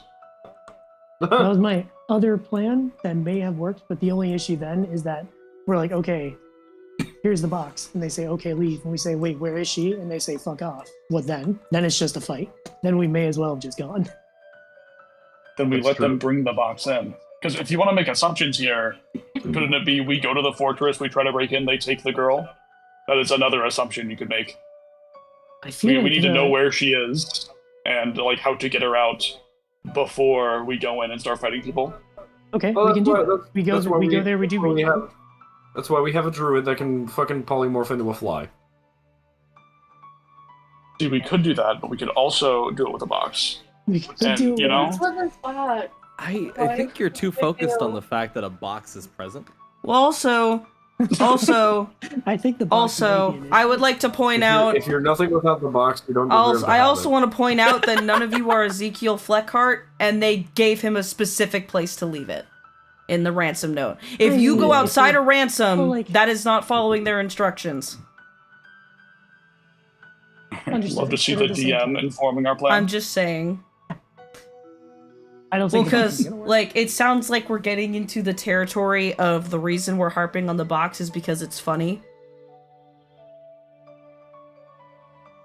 No, that's why Groove. Not at all. And on I the just box. remind. No, I like the fucking box. The box is very good. I don't think the box I is want to gonna do a help us plan with the with box. We can, you know, there's some merit to that. We can use the box in the future. You know, it'll be in the signet ring at a later time. Well, we do need to leave the box here in case they send the bird again. Then We I need to see the will boxes in here. get a functionally and aesthetically identical 2-foot crate. Okay. We can Hey, use this, yo, like, crates? on, like a chip or something. Yo, shoutouts to crates for being better boxes, by the way. Honestly, I just think that Groove just still really misses the box at holding. And like he got so used to having all of our plans revolve around being inside of the box that like this is almost like his comfort It's- zone. And now we're If we'll do asking a him fuck- to leave his if comfort we'll zone. do- I promise you, we can do a plan with the box. No. You We guys, are Are you promising way too yourself? obsessed with not you guys using the did a box. plan with the box. all in favor of using the box to infiltrate, say aye. Hey, if you can find a way to use the box, not even use the box. I don't even Oh care my about using the box. If you can find a way to take the box off of the porch and not have it jeopardize our plan of them thinking, oh, the payment's gone. If you can think of a way to make that work, then we will bring the box with us and decide when we get there. Does May have any crates or boxes in her cabin? Say yes. Sure. All right, I'm gonna fucking dump it out, and I'm gonna fucking put it in my goddamn signet ring. And I'm gonna take that one with me. All right, let's fucking go to the fort. All right. So you guys start head. Groove, are you going to be okay with this? I know that this has been a hard session for you. You lost chicken chasers. You're losing the Oh crate. my god. Are you going to be okay? God. Fucking shit. Yeah, that's fine. Okay. Let's go to the fucking Oh fortress. my Fine. god. Okay, fine. I guess. Fine. I'm used to Oh being my That's god. fair. Hey, you know what? Hold on. I'm gonna. Hey, Groove, look at it this way. Fucking stupid. Look at it this way. Since we're not doing it now, in 5 sessions, when we need to infiltrate a pre-established fortress again, we can improve the plan by building a catapult and catapulting you in. Yeah, you know what? Okay, I think we am just need to entirely steal- on board now. Okay. I think we Let's just go. need to steal the box from the Mobius twins. Like, I think that's really just our only matter of recourse. You guys don't even know they have For it. sure, Okay. we're both in Riverdale. Are they? I was gonna say, one, we don't know. Second, do they care about that box? Because if Yes. they do, we're They care a in lot way about over that. our We're heads. dead. So much. This is a TPK waiting to happen, but I'm willing to Yeah. make it work. Okay. All right, we leave Yeah, the we haven't cabin. TPK'd in 3 years. It's been a very long time. We leave the cabin, we leave the box, and we head out in the direction where Marcia pointed out the ruins would be. Huzzah! Yeah. Yeah, and as we're walking, I give the goblin a feather duster and have her cover up her tracks. Yeah. And with that, What? because there is a long trip up ahead filled with a bunch of shit that will be happening, that is where we will end session because we are 3 minutes away from time. So is that your way of saying we're casting Pass Without Trace so they can't see our tracks out of here? Yeah. Okay.